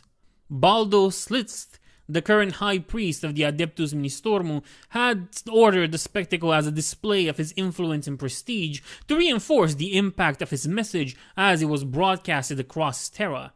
Doing this here instead of on the southern continent of Australia, where the ecclesiarchy's headquarters on Terra were located, was a power move, designed to show to the other High Lords that the influence of the Imperial Creed stretched all over the throne world. It was also part of the Alpha Legion's plan to have faith across the planet at an all-time high in order to facilitate the ascension of the Emperor to godhood.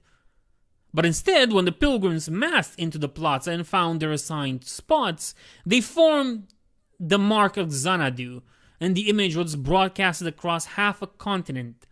It only lasted for a few moments, as the instant the Alpha Legion operatives shadowing the Ecclesiarch saw the icon and turned the broadcast down, their hexagrammatic protection tattoos burning upon their skin as they fought off the corruption, which had thankfully been diluted by being so widespread.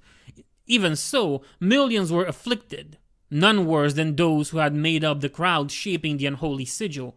Those clad in crimson, whose bodies had formed a sigil upon a golden background, ignited in warp fire, forming a single blazing rune, while those around them screamed in agony, their bodies melting from the inside as lesser spawns of the Dark Prince manifested through them. Amidst this madness rose the Keeper of Secrets, Kanantara, which had not walked the materium in 10,000 years. During the Roboutian Heresy, Kanantara had been unleashed upon the galaxy by demonists of the Ninth Legion, and reaped a harvest of pain and ruin until it had been destroyed on Karkaros by the Grey Knights during the Scouring, its power broken and its essence shattered. Karkaros had been razed in the process, its once thriving civilization reduced to ash in the conflict between demon and the knight, their souls either released from their flesh or consumed by the Neverborn. By decree of the secretive chapter, the world had been then declared forbidden to all, but humanity's memory was a fragile thing. In time, the interdiction had been forgotten, and the planet had been colonized anew. Slowly, the petty sins and lusts of the miners had fed the lingering echoes of Kanantara, and its ghost had sung to them, inscribing its name upon their souls, until it had been carried all the way to Terra just in time for Light's End. Who can say how the decree was forgotten? The labyrinthine bureaucracy of the Administratum is beyond the ability of any to comprehend. Yet surely this was no mere coincidence, but the work of a dark power seeking to bring a powerful peace to Terra as the rest of its schemes unfolded. Kanantara drew the souls of the lost to it, and from them shaped its incarnate form, tall and magnificent. It fixed its baleful gaze upon Slist, who still stood on the balcony, horrified at what he was beholding.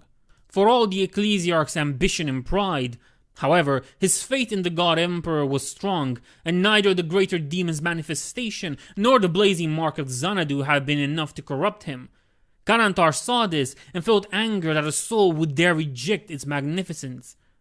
The Keeper of Secrets raised one of its blades, and the horde of demons surrounding it rushed forward, climbing up the walls of the cathedral from where the Ecclesiarch had intended to give his sermon.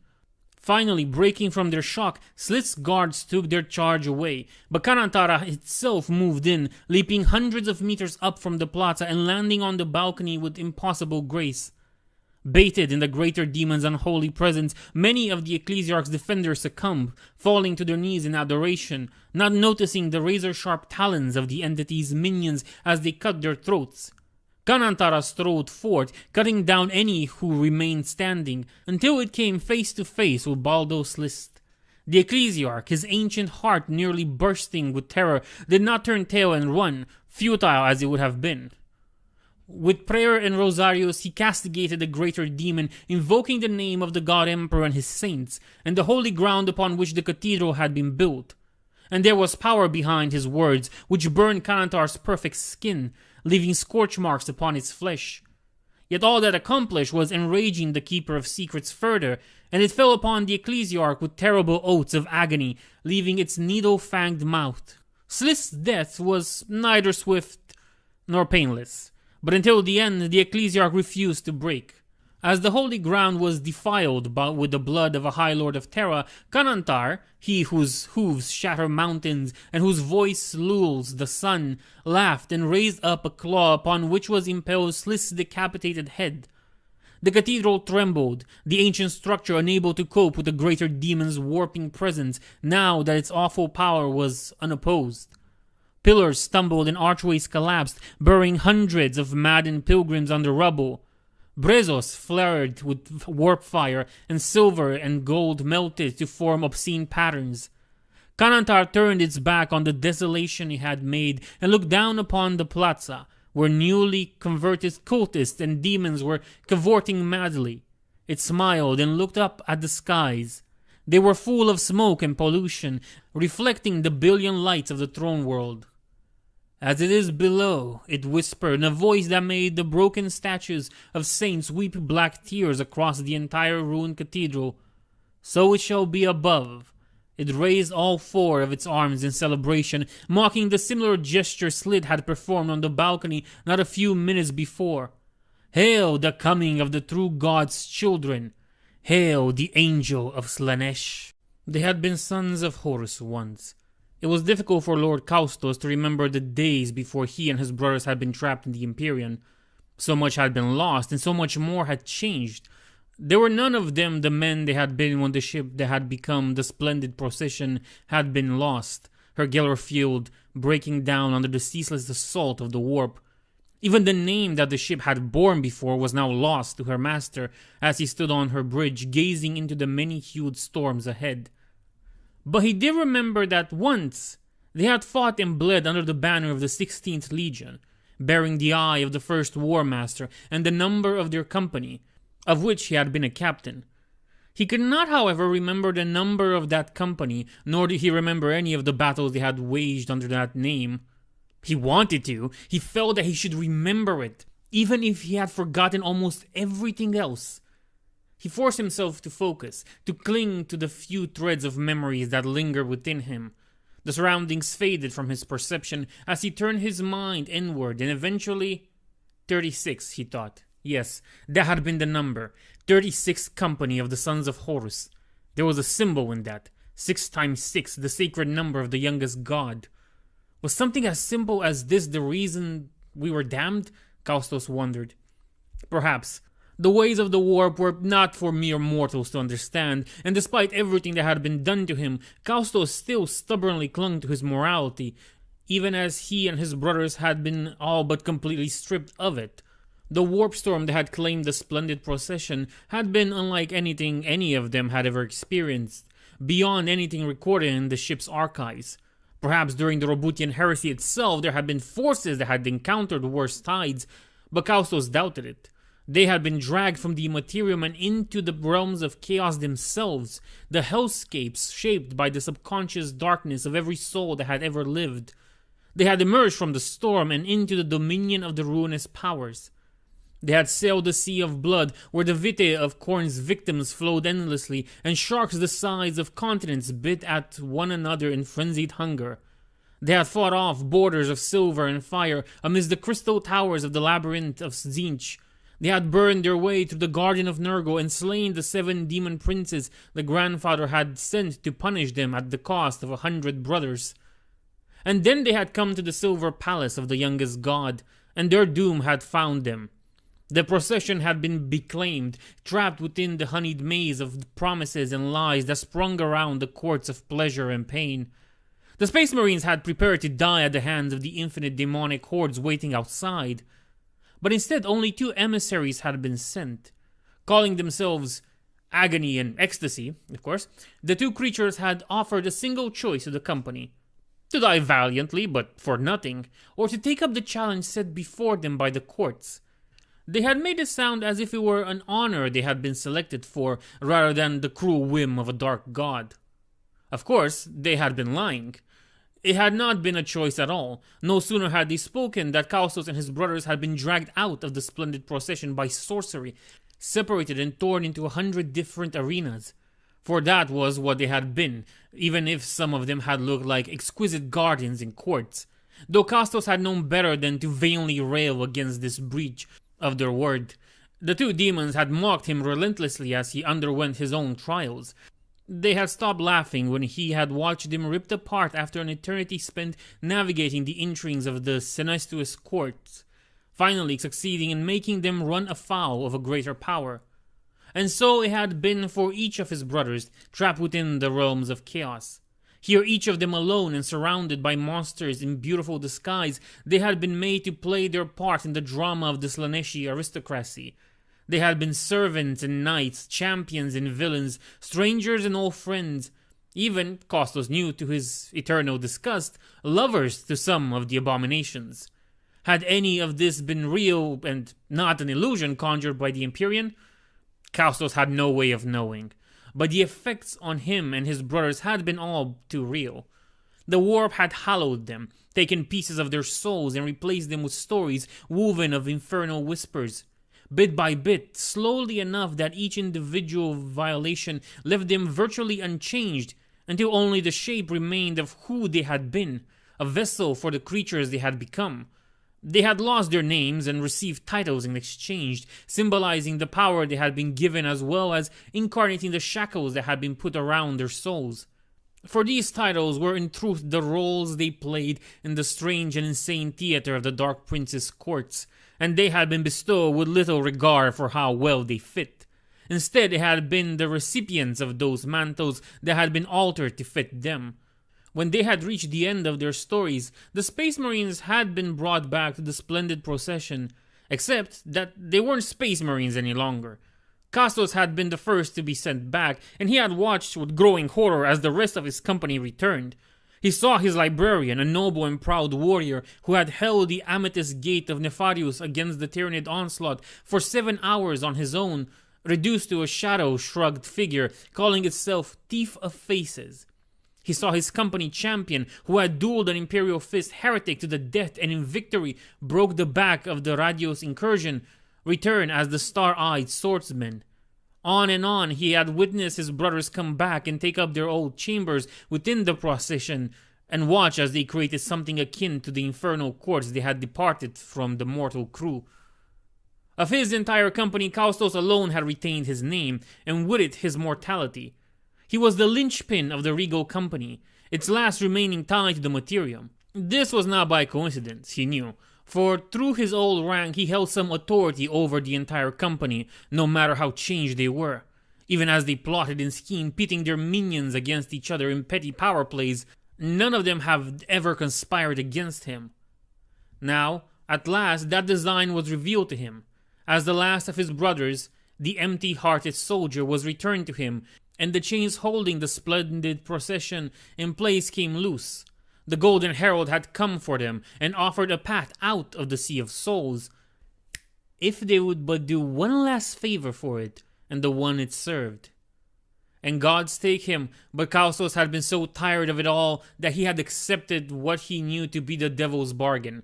He had accepted the proffered cup and drank from it, sealing the pact between the Regals and the Sanguinar.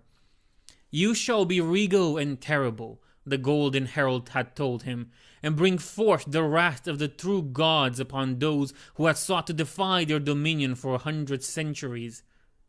And so the 36th Company of the Sons of Horus, lost to the warp 1,000 years ago, returned to the Materium on the edge of the Sol system to join the final and most terrible play that was the Angel War. The splendid procession burst from the warp deep within Sol, far beyond the Mandeville Point and its many strongholds, keeping watch for any invasion. Across the halls of the procession, the Regals stirred. They called for their titleless servants, descendants of their ship's original mortal crew. They had been reshaped by their long journey, transformed over the course of generations into eyeless, furtive creatures that spent their entire lives serving as incubators for the nightmarish warp spawns dealing within their mutated genes. Suddenly, cut off from the Materium for the first time in their wretched existence, the titleless screamed and twisted. Most perished within seconds of the battle barge leaving the warp, but those who survived blossomed into new and wondrous shapes as the potential they had held within them was forced to actualize. An army of mutants was birthed into the holds of the splendid procession, each and every one of them still bound to the titled Marine who had held their loyalty in their mortal life. And as the Regal called, the titleless answered, a horde of souls lost to beasthood and madness, rushing to the command of beings who had been heroes and were now naught but puppets of a cruel and uncaring prince. "Let this sordid tale end at last," thought the damned lord of the Regals, who had once been called Kaustos, but who was now just as lost as his brothers. Only enough remained of who he had been to feel horror and disgust at what they had become, and to long for an end to their torment. Let us all burn and be done with it. The splendid procession, driven by the bargain seal between its master and the Sanguinor, coursed through the void, followed by a trail of boiling warp energy. Like an arrow loose from the quiver, with perfect aim, it shot straight between the void fortresses and orbital defenses towards its target. Titan, the Saturnine moon where the hallowed and secretive Grey Knights had made their home. Signal 1997, 41st Millennium, Solar Segmentum, Deep Space. They had taken a forgotten symbol of the triumph of science and discovery and made it into an abomination. The disciples of blessed numerology had been forced to flee their homeworlds when their sector-wide conspiracy to use the very architect of their hives to bring forth a series of warp storms had been amassed by the Ordo Hereticus. After spending the better part of 3 centuries engineering the civil wars that had left the hives desperately needing rebuilding and infiltrating the great reconstruction projects, all it had taken to bring the disciples down had been a single acolyte stumbling upon evidence that someone was blackmailing one of the administratum officials in charge of the assignment, and it had all unraveled from there. Most of the sect had been decimated in the following purges, but a not inconsequential number had managed to escape using the ships of their most wealthy members. They had taken along with them most of their unholy research, as well as the abominable thinking engines they had crafted from the brains of their own members, whose bodies had reached the end of their natural lifespan. Despite their exile, the disciples had kept heart, for as they fled from the Holy Ordos' fury, they had received visions of a great golden being that had whispered into their souls secrets far greater than any they had uncovered in their generations of plumbing the depths of sorcery through the forbidden arithmetics of the Empyrean. This being had set them on a quest that would earn them the eternal favor of the Dark Prince, who, in their quest for mathematical transcendence of the mundane world, the disciples had searched for centuries. The first of the secrets the disciples had received as a set of coordinates located within the solar segmentum, far from any known star system. Their navigators hadn't survived the rigors of the journey for long, as they were forced to sail beyond the reach of the Astronomicon to avoid detection. When they had died, their souls sucked from their bodies by the nameless horrors of the primordial sea, the disciples had stepped up, using their unholy calculations to divine a path through the eternal storms raging in the depths of the Empyrean. After years of travel, which left their already threadbare sanity in even worse shape, the disciples reached their destination and forced their ships out of the warp. The brutality with which they did this, in order to be as close to their target as possible, broke their warp engines beyond all hopes of repair with the resources they had available, leaving them stranded. But they did not care, for on their auspexes they had found what they had been looking for, the ancient artifact that would help them achieve their golden patron's command. The object was small, barely a few meters wide. It was an inclined disc to which were attached devices of inconceivable age. Though the metal had been bathed in cosmic radiation for tens of thousands of years, the faintest trace of letters could be discerned on its base, written in a language that had been dead long before the Emperor had begun his crusade. Voyager 1, said those markings. The disciples began their work at a frantic pace, cladding themselves in void suits. They built a workshop around the antediluvian device. They could not bring it aboard their ships. It was too old, too frail, and such an action would have undone the very conditions that made it a key part of their patron's designs.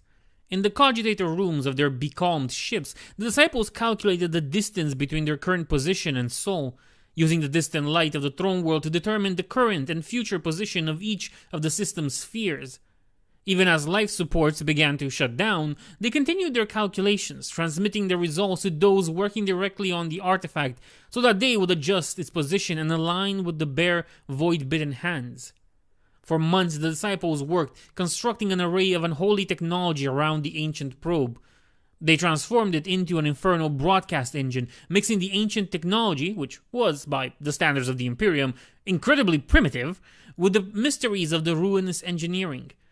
Even as their supplies of food and water and even air started to run out, they continued their work, driven beyond fear by the compulsion that devoured their minds, the all-consuming obsession to see their work reach completion, whatever the cost. Other disciples worked on preparing the message that would be broadcast. They contemplated the mysteries of chaos, piecing together the unholy knowledge bestowed upon them by their patron. Each of the disciples had been granted a single syllable of the dark god's own dread language, and it was their job to extract these dark truths from the depths of their own shriven souls, to combine the fragments into one terrible whole.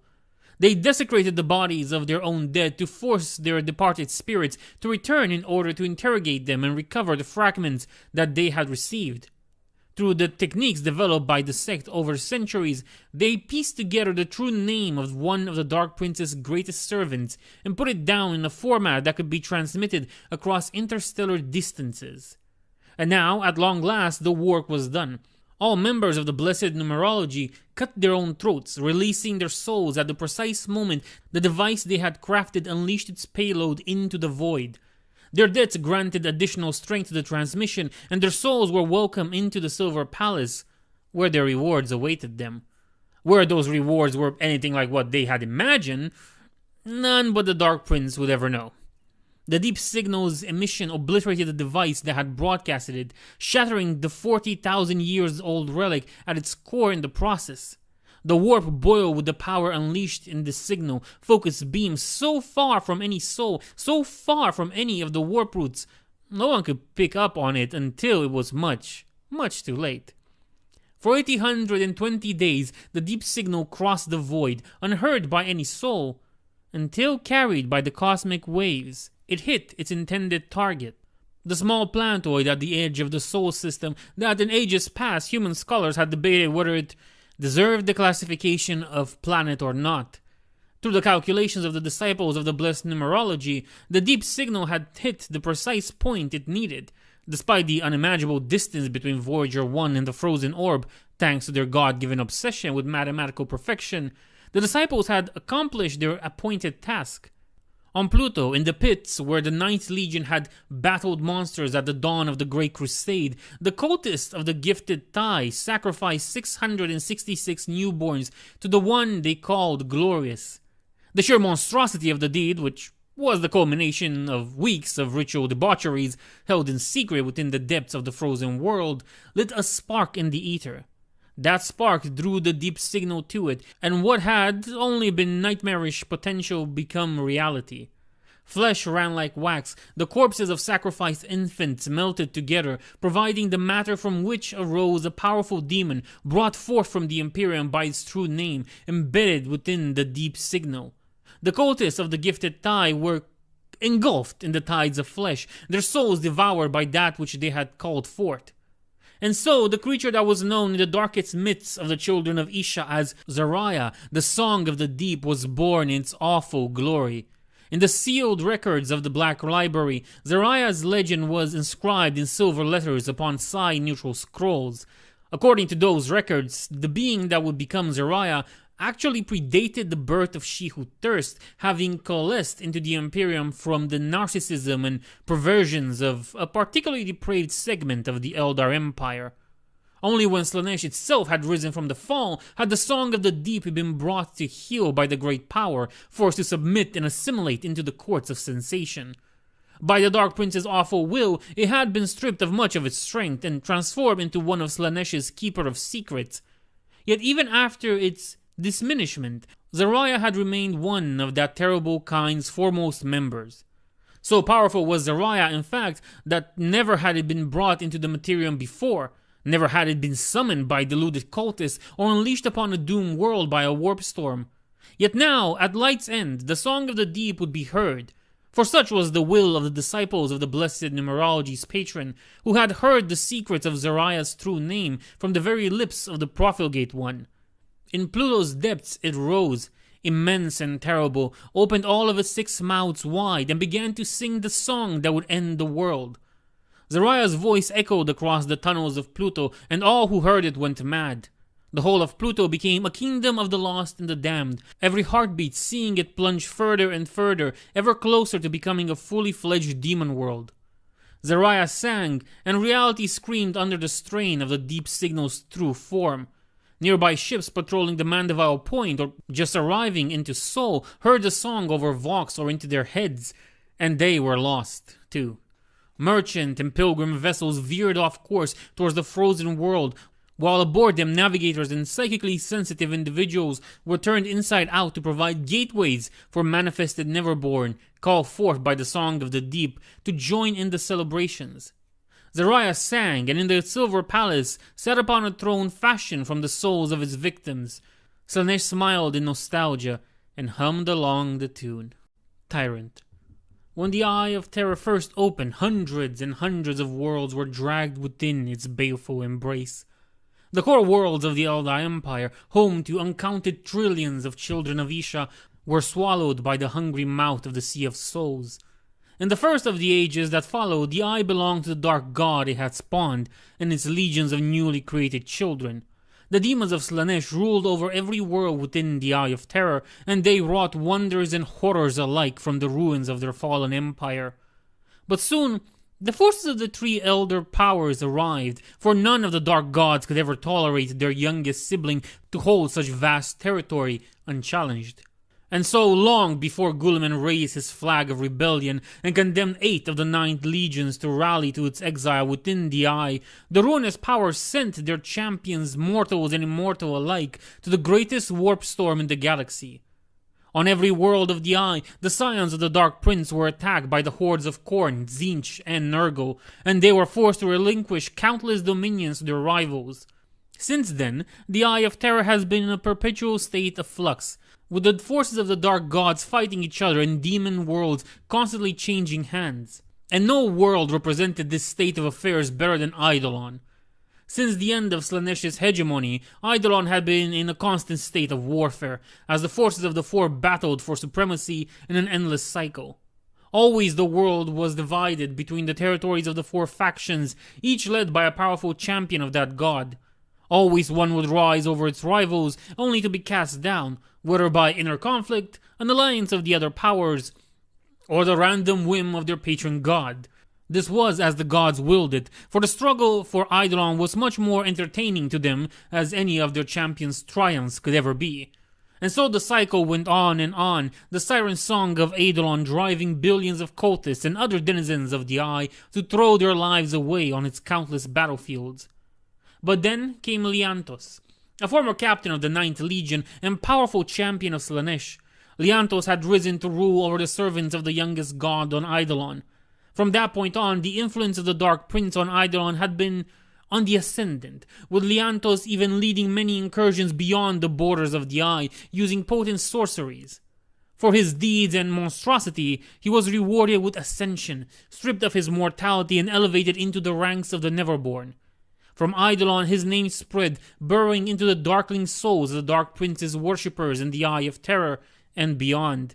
Within ruinous temples and secret alcoves, cultists of the Profligate One whispered that their hour had come, that with Liantos leading them, they would finally claim Eidolon for their own and remake it into a paradise of sensation and excess. But Liantos was no fool, despite his monstrous arrogance. He knew that many had risen before him on Eidolon, and they had fallen in time. By studying the past of the demon world, he had been able to put together that the gods simply did not want one of their champions to triumph on the endless battlefield. The demon prince refused to let such an ignominious fate befall him, yet he also refused to simply enjoy his current dominion and not rise higher. For decades he had brooded in his palace, trying to find a way to conquer all of Eidolon without falling prey to the same fate that had befallen all of the demon world's would-be conquerors. No solution presented itself until, one day, a visitor came to him. Clad in golden armor and carried on shining wings, the Sanguinor came to Eidolon and whispered in the ear of Liantos. The Sanguinor told Liantos that he could help him conquer Eidolon, in return for a favor that would be repaid once the conquest was complete. The Demon Prince knew better than to trust such an offer, but such was his desire to rule over all of Eidolon that he accepted the bargain and drank from the Sanguinor's cup. With the Sanguinor's patronage, Liantos' fortunes soared. Demons of Slaanesh answered his call in great number, and warbands from all across the Eye flocked to his banner. Leaving his isolation, Liantos led his armies to victory after victory, expanding his territory rapidly, until the lords of the other 3 powers allied against him. But even this wasn't enough to stop him, for Liantos had been marked with the favor of Slaanesh. In a final climactic battle fought within the hive-sized bones of an ancient Leviathan, Liantos slew all 3 of his rivals and crowned himself tyrant of Eidolon. The temples and monuments of the rival powers were cast down, their followers slaughtered, and their cities razed. Only those who converted to the worship of Slaanesh and his champion Liantos was spared. In the wake of Leantos' victory, the Sanguinor returned to Eidolon, entering the tyrant's palace without being noticed by any of its many defenders and slaves. Sat upon his throne, Leantos watched the Golden Angel approach with something resembling apprehension, wondering what price he would pay for his black heart's desire. For despite all the power he had gained from his victory and drained the blood of his rivals through his demon sword, Leantos still knew that the Sanguinor's might suppressed his own, and that reneging on the debt owed could yet see him lose everything he had claimed. Yet when the Sanguinor told him what it expected of him, the Demon Prince laughed, and the sound of it sent slaves of his city to terrified tears. In the years that followed, Leantos put his new empire to work. Millions of slaves were sent to the ancient battlefields of Eidolon, covered with the debris of millennia of warfare by the will of the tyrant. They dug out the Chaos Titan that had been felled over the centuries. Heretics brought from off-world or captured from the defeated kingdoms of Eidolon toiled upon these ruined god machines, combining forbidden sciences with unholy rituals to return them to life. Sacrifices were made to rekindle long-dead reactors, and broken cogitator banks were replaced by rows of demon-possessed meat brains. The forges that had produced the weaponry needed for Eidolon's endless wars were repurposed to craft colossal armaments required for the Titans. Every piece of Titan-sized war gear blessed with the blood of thousands before it was fitted upon a god machine. As the bodies of the Chaos Titans were resurrected, new minds were prepared to control them. Gifted children were harvested across Eidolon and submitted to intense training regimes which were a nightmarish reflection of those employed by the Collegio Titanica. Those who made it to the end of their training became Principes and Moderati, though few were strong enough to retain their humanity and emerge dominant in the struggle against the Chaos Titan's infernal machine spirit. Most were instead subsumed into the Titan's consciousness, their bodies wasting away as their brains still performed their functions as crew. And so, one by one, an entire legio worth of Chaos Titans were brought back to service. The remnants of a machine that in previous epoch had been an Imperator-class Titan were brought to Leantos himself, who infused his own essence within the great engine, raising it anew with his own power. His throne, along with the heart of his palace, was transferred stone by stone to the top of the Titan's immense form. The Titan was named after its master, the Tyrant of Eidolon. On its left arm, the slaves of the Dark Mechanicum affixed a great hell cannon, and on its right they put a blade forged from a shard of a mountain of black crystal, covering its smooth surface with eldritch runes that marked 666 of the Dark Prince's secret names. In the mock battles conducted against those Titans that could not be rebuilt satisfactorily, it was discovered that the union between the Demon Prince and the Titan ran so deep, Leantos could taste the blood of all who were slain by the corrupted god machine. As this continued, there were those in the Eye of Terror who sought to capture these Titans for their own ends. The times of ending were coming, and all from the Black Legion to the Salamanders even, it was whispered the Raven Guard itself sometimes, were gathering the weapons with which to claim the galaxy in a new age to come. Raiders came to Eidolon and perished by the thousands, slaughtered by Leantos' servants, or lost to the suddenly intensified warp currents around the demon world. Entire warbands vanished, their ships swallowed by the warp, and subjugated to unimaginable fates by the never-born hosts that the Sanguinor had set to protecting Eidolon. Only those who came to join Leantos' empire were spared, though even they were not guaranteed safe passage, only the absence of certain doom. Finally, as Light's End echoed and the Eye of Terror shook with the psychic quake of the Emperor's demise, the Tyrant of Eidolon gathered this host of god machines. At the feet of the demonic engines was a vast army of slaves, cultists, and warriors led by the few Blood Angel loyal to Leantos. With a great strike of its blade, the Tyrant of Eidolon tore a great rift in the fabric of reality, and the horde marched through it. So potent was the blow that opened the way that Eidolon itself broke under its strength. As the Slaneshi host departed, the demon world heaved and cracked, unable to withstand the terrible energies unleashed. The earth parted and broke apart, entire cities were laid to waste, and monuments to ruin that had stood since the eye first opened tumbled down. But neither Leantos nor his patron cared, for the angel war beckoned, and with the promise of ultimate victory in the great game. The tyrant led the way, crossing through the infinite madness of the warp, the awful will of Liantos carving a path that his servants could use as he followed the great unlight that had been set across the Sol system. For a timeless eternity, the Horde advanced before finally emerging onto the sacred soil of Holy Terra itself. There the tyrant of Eidolon sounded its horn, a great and terrible sound that promised the death of all who stood in its way. And as the rest of the Chaos Titans echoed the call of the great among them, they were answered from afar as the ancient engine sworn to the throne world's defense responded to this invasion. Once more the god machines marched to war, and humanity's birth world shook under their steps. Unity. 999, 41st Millennium, Mars. 5 minutes to light's end. Over 2,000 kilometers to the south of the Olympus Mons, an entire Maroclade of the Martian Legion's Skitarii stood guard at one of the entrances to the underworld. More than 1,200 Skitarii of various types were arrayed in perfect formation, weapons held at the ready, while the heavy defenses that had been constructed over the millennia continued to keep watch over the tunnel that led into the Noctis Labyrinthus, gateway to the Hadesian kingdoms.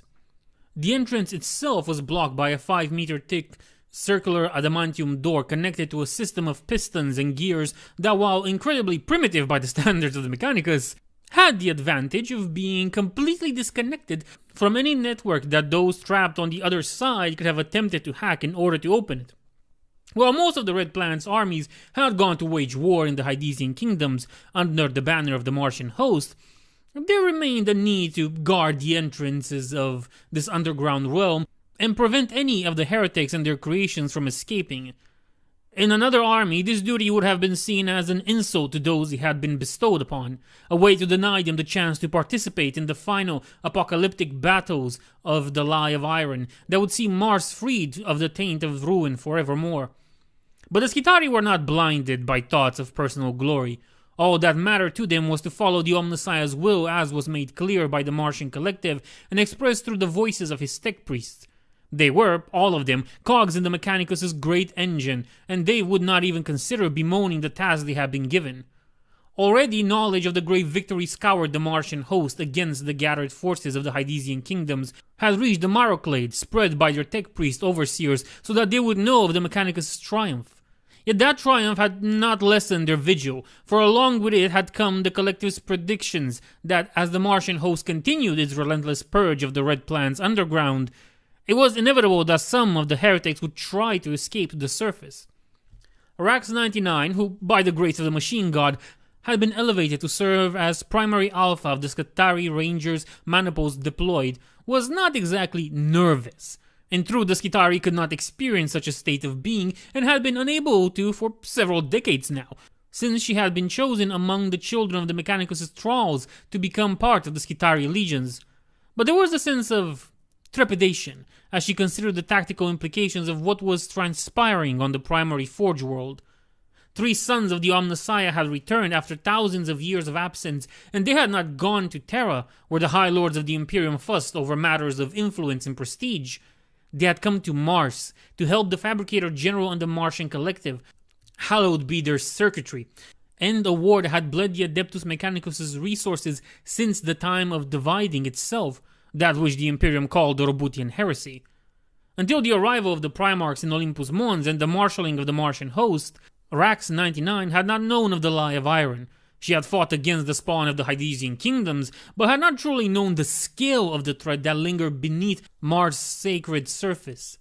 Now she knew, because she had been granted access to that knowledge by the towering leader of the Maroclade.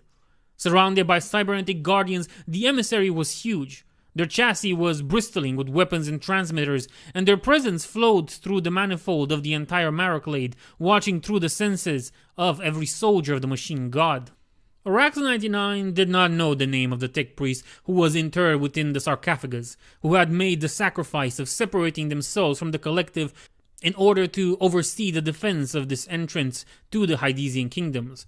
They were simply called the emissary over the noosphere, and that was more than enough. The first sign of the attack came from the seismographs attached to the defense outpost. They picked up the vibration indicating that a great many something were advancing through the tunnels. Rax-99 saw the data flow on her ocular display, and she felt something akin to worry as she noticed that whatever was advancing was making no effort to avoid the mines that the Mechanicus had placed, as far down as the tunnels as their servitors could go. It was as if the foe was simply throwing bodies at the mines until they were all gone. The Maraclade immediately went to top readiness. Weapons were heated in preparation for battle, and generators were set to higher settings. Catechisms of the machine god were recited in binary, investing the Skitarii with the strength to do the Omnissiah's will. Rax-99 drew her weapons, checked the positioning and readiness of her command, and waited. Something struck the gate from inside, and the sound of the impact shook the dust-covered metal plates on which the Maraclade stood. None broke formation, none stumbled. There was another stronger blow, and the thick adamantium gate bent slightly outward. The third blow moved it slightly out of alignment, and the fourth ripped it out of its hinges. It fell slowly at first, before gaining speed and momentum and smashing onto the ground. While the gate was 5 meters thick, the hole it had been designed to block was 10 meters high. The spawn of the Hydesian kingdoms had to climb up to get out of the tunnel, but that didn't seem to stop them. The Maraclade opened fire as the first heretic soldiers came in view. Even as they unleashed the Omnissiah's fury upon his foes, their optics scanned the enemy and sent the data to their overseers for analysis. Queries into the database of known Hydesian heresies came up empty. Whatever these creatures were, they had not been faced by the Lie of Iron's enforcers before. As the Skitarii commander, Rax-99 was one of the first to receive the blessing of the precious data. She saw them from 100 different angles, along with the observations of the tech priest. Like the Skitarii themselves, they were unions of flesh and machines, but where the Skitarii hid their remaining flesh under heavy robes designed to protect them from the Martian winds, the Hydesian troops were naked, their mortal flesh exposed to the merciless elements. Another difference was that there was no unity of design among the heretic constructs. Each was different from one another, clearly born from a human template, but with all manners of dark tech augmentations welded onto it. Arms and legs had been replaced by weapons, pistons and wheels, eyes torn from their sockets and replaced with many-faceted optics that gleamed with eldritch light, and their flesh was pale and crossed with black veins. They came in as a tide, but there was a sense of purpose and blasphemous order to them. They didn't get in each other's way, but moved with perfect synchronization instead. The similarity to the Skitarii's own unity of purpose and motion made their abomination all the more sickening. Rax-99 could hear something, a monstrous signal coursing across the noosphere, running from one tech abomination to the other, in an unceasing chorus. She closed her receptors to that malevolent tune, raising her defenses against noospheric intrusion and sending an order to her cohorts to do the same. The Skitarii rifles and the Mechanicus artillery took a heavy toll on the Hydesian horde, slaying hundreds before they were even able to return fire. But they kept on coming, and eventually they did begin to fire back. Plasma, lasers, and less identifiable projectiles flew into the ranks of the Omnissiah's army, tearing through the hollowed armor and laying low the machine god's brave warriors. With perfect discipline, the Macroclade fell back in order, laying more fire into the enemy with every step. The outpost's defenses rained fire upon the tide of subterranean evil, and for a few seconds it seemed to Rax-99's calculation that the Hydesian horde could be stopped through sheer attrition, methodically slaughtered by the holy calculus of war. Then it came. It leapt from behind the enemy line, flying dozens of meters into the air, and landing atop one of the outpost's towers with sickening fluidity. Within seconds, the tower was destroyed, and it moved to the next, and the next. Less than a minute later, the outpost defenses had fallen silent, and the Hydesian horde resurged, no longer held back by the Mechanicus' output of fire. Rax-99 sent a single order across the lines. They were to hold and make the Hydesians bleed. Part of her was repulsed at the idea of spilling their unholy blood upon the sands of sacred Mars, but needs must. No longer had she sent that instruction that it left the last tower it had destroyed and leapt into the air again, this time landing right in front of the Maroclade. For the first time, Rax-99 saw it with perfect clarity, and couldn't help but think that this new blasphemy against the machine god wanted to be seen. The construct was huge. It was made of a metal like none Rax 99 had ever seen, and in her decades of servitude to the Adeptus Mechanicus, she had seen many. Her augmentic eye turned upward and she saw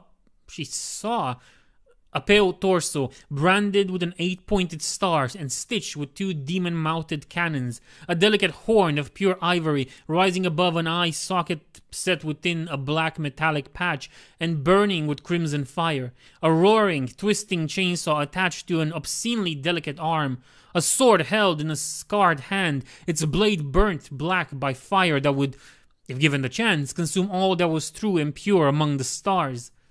Data flowed into Rax 99's mind, fed into the manifold from the collective's own data archives. Soul Grinder, it told her, one of the Ruinous Power's greatest blasphemy against the machine god, surpassed only by the dread Chaos Titans themselves.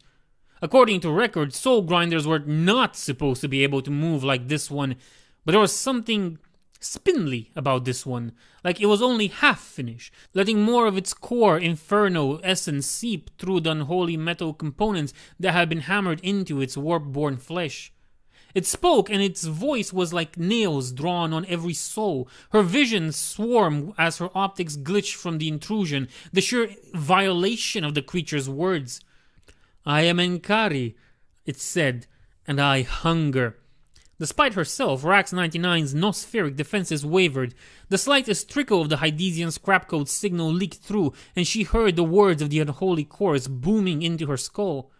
"We are united. We are many. We are one. Join us. Join us. Join us." With a tremendous effort of will, she purged her databanks from the infection before it could spread, triggering an overheating of the part of her own augmented brain that had received the signal. The world around her blackened out for a few seconds as she did so, and when her conscience rebooted, it was to find that the Mechanicus lines had been broken. The Soul Grinder and the United, for that was what they were, she remembered that much from the communication, if nothing else, were sweeping over the Skitarii. Her soldiers were fighting back with the lack of fear typical of their kind, ready to lay low their lives and sacrifice to the Omnissiah. But it wouldn't be enough. Worse, she saw some of them being pulled down, their weapons kicked from their hands and needle-like apparatus being brought down into their circuits. She heard them scream over the noosphere, and she heard those screams transmute from raw agony into the same signal she had burned 5% of her brain to forget. Cold realization flowed through her mind, and she sent one last signal to her soldiers to shut down their nospheric ports completely, to sever themselves from the grace of the machine god that flowed through the sacred communion of soldier and priest, lest it be perverted to the use of the heretics. Though they were now alone within their own minds, the Skitarii still fought bravely. Officers shouted their orders aloud in binary, resorting to the more primitive method of communication, but it wasn't enough. Led by the Soul Grinder, the United were slaughtering them by the hundreds. As she fired her weapon into the face of something with 8 silvery limbs and a mouth of iron teeth, a horrifying thought struck Rax 99 like a thunderbolt. Immediately that fear crystallized into reality as she saw several dozens of United swarm the emissary of the collective. Many were obliterated by the sarcophagus defenses, but more and more kept coming. Retreat was impossible. If nothing else, the Soul Grinder had already proven to be more mobile than the emissary's massive bulk could ever hope to be. They wanted to infect the emissary. They wanted to spread their unity to one of the Cold Mechanicus' most holy and elevated scions. Rax 99 could not allow that to happen. The very notion of these techno-abominations perverting the emissary was already bad enough. But if they managed to use their blessed connections to the rest of the collective, even if the collective's nospheric defenses managed to fight them off, which Rax 99 was certain they would, the invisible confrontation could unleash unspeakable destruction across the entire Red Planet. Nospheric warfare was one of the most dangerous forms of conflicts with the Adeptus Mechanicus, and nowhere was it more so than here, on Sacred Mars. Overriding her interdiction protocols, she drew her arc pistol and aimed it straight at the emissary, forcing the weapon into overload. She wasn't sure even this would be enough to pierce through the emissary's armor, but it seemed that the members of the collective had seen her and understood her intent, for the sarcophagus shield flickered off, and the heavy plates began to slide open. Before any of the United could take advantage of the opening or notice her and stop her, Rax 99 opened fire. The bolt of azure energy burst from her gun, shattering it in her grasp, and struck true. The emissary systems were overloaded, and as the entire sarcophagus detonated in a sphere of bright light, she realized that the emissary must have set the entire thing to self-destruct, and her shot had merely accelerated the process. Something slammed into her back, and she was brought to her knees. She reached for her blade, but her arm was suddenly severed at the shoulder by something that resembled an industrial saw. She forced herself back up and punched the United that had cut off her right arm with her left fist, sending it to the ground. Before she could do anything more, the Soul Grinder was on her, pinning her to the ground with its monstrous mechanical limbs. It leered at her. An admirable effort, but you will pay for that, little one. You could have been granted unity, but for this, you will suffer. We stand for Mars, she said as the monster circled around her. Her mechanical voice was flat, utterly lacking in panic. It did not betray the horror she felt, both in her metal brain and in her cogitators. She could hear the United slaughter or convert the last of the macroclade, hear the transports retreating at full speed, carrying the handful of survivors north. Hopefully, they would bring warning ahead of the horde. Rax 99's thoughts were interrupted when the Soul Grinder buried one of its talons into her chest. She spasmed as the pain overwhelmed her suppressors, but did not cry out. Enkari cocked its head, grimacing in hatred and spite. So you do, it acknowledged, and now you will die for it. It took Rax 99 several minutes to die, as Enkari, who once had been a keeper of secrets, but had broken its oath to the Dark Prince to be reborn as a soul grinder under the hands of the Masters of the Forge of Souls, had promised. She did pay for her defiance of the Slaneshi Hydesian kingdom, known to itself and its neighboring powers as the United. Did she regret in those final agonizing moments that she had used her last shot on the emissary and not on herself? Only the motive force knew. The United set forth, marching, rolling, and clawing their way north where Olympus Mons stood, and where, in its depths, the Martian Collective, which was linked to every servant of the machine god in the entire Sol system, awaited. Watchers, 000, 42nd millennium, Light's End. It was not the temple. Oh, it had some of the traits of one, to be sure. Someone who did not know this place's purpose or history could be forgiven for thinking it one, though its wardens would not look kindly upon such a mistake. They would look upon the pillars engraved with names, on the thousands and thousands of candles glowing in the tunnels, on the lifelike gisans that depicted so many of the Emperor's warriors in their final repose, and they would believe it to be a temple, a crypt where the Emperor's loyal servants could finally rest in no peace. But it was not a temple. It was a memorial, built to honor warriors who had given their lives in service of one dream none of them had lived to see spread across the stars. It had been constructed when that dream had first blossomed, when the Great Crusade had left Terra to bring peace and order to the scattered pockets of humanity across the Sol system, and then to the rest of the galaxy. As the Emperor's legions liberated the system that had birthed their species, the Master of Mankind had commanded those who bore the numeral 17 on their armor and given them special instructions. It was said in the records of these chosen distant descendants that he had pointed at the sky and bade them to bring his fallen warriors there, to rest for all eternity amidst the stars for which they had given their lives.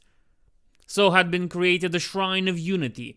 The Imperial Heralds, who in time would become the Word Bearers, had built within a comet whose elliptical orbit brought it within the solar system every few years. The bodies of the Thunder Warriors and Space Marines who had perished in the Unification Wars had been carried across the void and laid to rest within the catacombs whose digging the legionaries had directed themselves. By decree of the Emperor himself, 100 Imperial Heralds had been attached to the Shrine of Unity to care for and defend it. When Lorgar had been found and the Imperial Heralds had become the Word Bearers, that duty had remained, and when the Urizen had traveled to Terra, he had visited his sons and honored them for their work. In the 10,000 years since, the vigil had continued. Assignment to the Shrine of Unity was seen as an honor among the ward-bearers, and there was a rotation where those who distinguished themselves on the field being sent to Sol to relieve one of the 100 Space Marines keeping watch over the remains of the Imperium's ancient heroes. Beyond guarding and maintaining the shrine, the Watchers, as they called themselves, were also responsible for guiding Imperial scholars who, for one reason or another, required access to the catacombs and the priceless, irreplaceable records of the Unification Wars laid alongside the fallen warriors. Over time, they had accumulated other duties as well. They had been called upon to arbitrate disputes between Imperial factions, none daring to contest their neutrality. They had used their small flotilla to journey across the neighboring systems and help enforce the Emperor's peace there. The legendary insular Adeptus Custodes had closer ties with the Watchers than with virtually any other Space Marine force across the galaxy, for while the Custodes were both great warriors and more skilled diplomats, the sheer intimidating factor of their presence meant that sometimes it was better to send a party of less terrifying but still transhuman word-bearers. Only twice had that vigil been interrupted. First, when the fires of Guilliman's heresy had reached the shores of Sol, and all warriors had been called to defend the walls of the Imperial Palace. The shrine had been left unattended then, as its guardians, reduced from 100 to 79 by the echoes of the war that had reached the throne world ahead of the arch-traitor's armies, journeyed to Terra to add their blades and bolters to his defenses. Warned by Magnus that the renegades could make use of the shrine's symbolic statue in their vile sorceries, Perturabo had used artifacts from the Dark Age of technology to speed up the comet's path, sending it away from the Sol system's plane where it would be useless to the traitor's plans. It had worked, and the shrine had been left alone, returning to Sol after the carnage of the siege of Terra had ended and the traitor legions had been put to flight. Before departing to join the Scouring, where he would eventually vanish while facing the champions of the Dark Gods on Kur, Lorgar had visited the shrine one more time and wept for all that had been lost, and all that would now never be.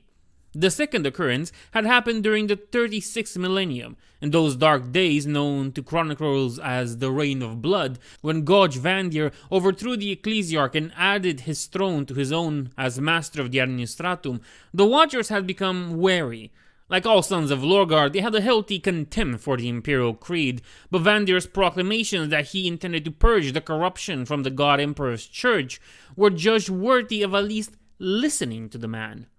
When the new Ecclesiarch sent emissaries to the Shrine of Unity to explain his plans in details and ask for the Watcher's support, they were received. But it had been a trap.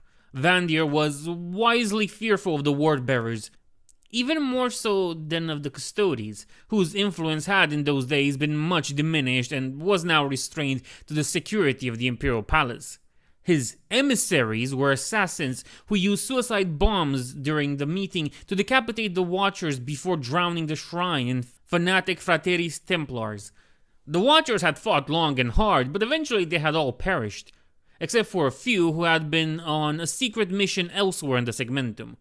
Upon their return to Sol, these warriors had discovered the fate of their brothers and eventually proven vital to the Inquisition's efforts to warn the rest of the Space Marine legions of Vandir's atrocities.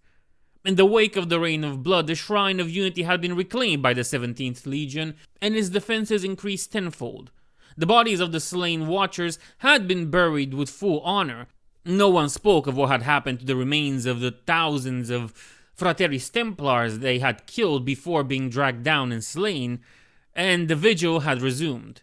And if Sebastian Thor's successors had looked up from their palaces and shrieked at the thought of what was out there, watching, well, so long as the thought had helped keep them honest, the Watchers would have been satisfied. The centuries had passed and turned into millennia. Generations of word-bearers had come and gone, protecting the Shrine of Unity and keeping watch over the heart and soul of the Imperium. And now, at the turning of the millennium, things were going to change once more. By now, every single one of the 8-7 Watchers on station in the shrine had heard the news of Lorgar's return.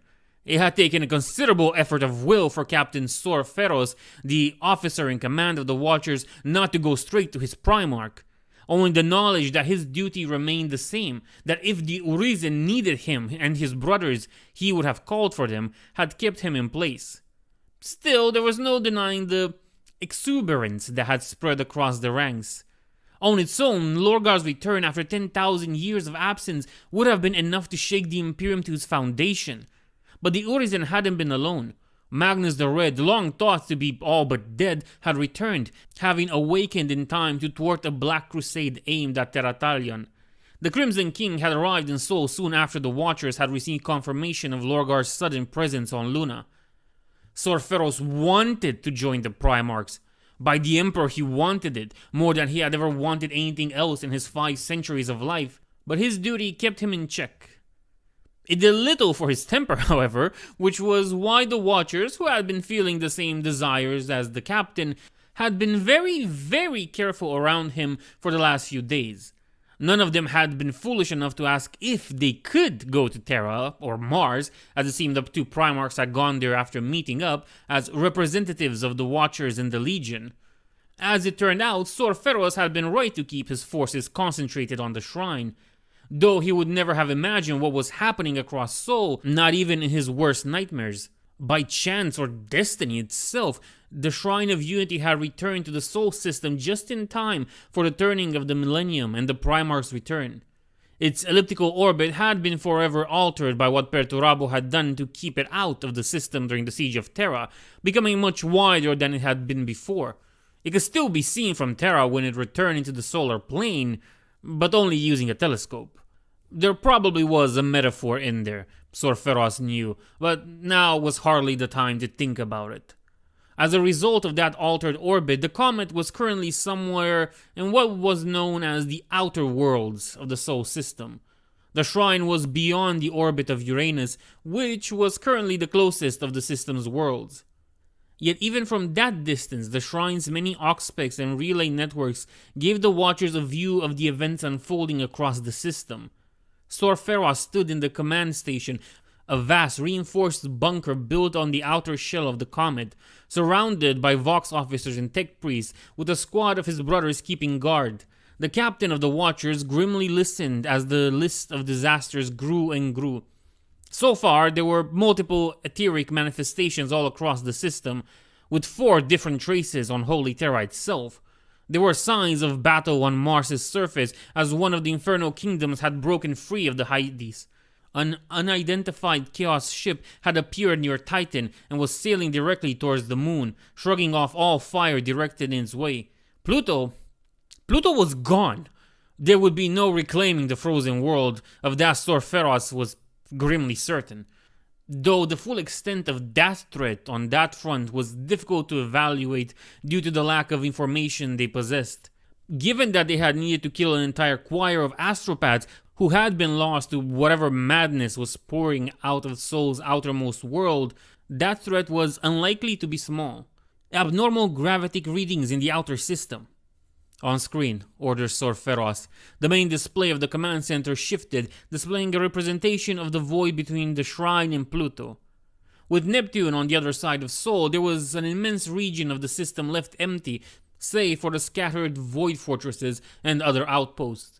Numbers ran alongside the display, and though the captain of the Watchers wasn't well versed in the mysteries of the Omnissiah, he knew enough to realize the cosmic magnitude of the energies being unleashed within this apparently empty quadrant.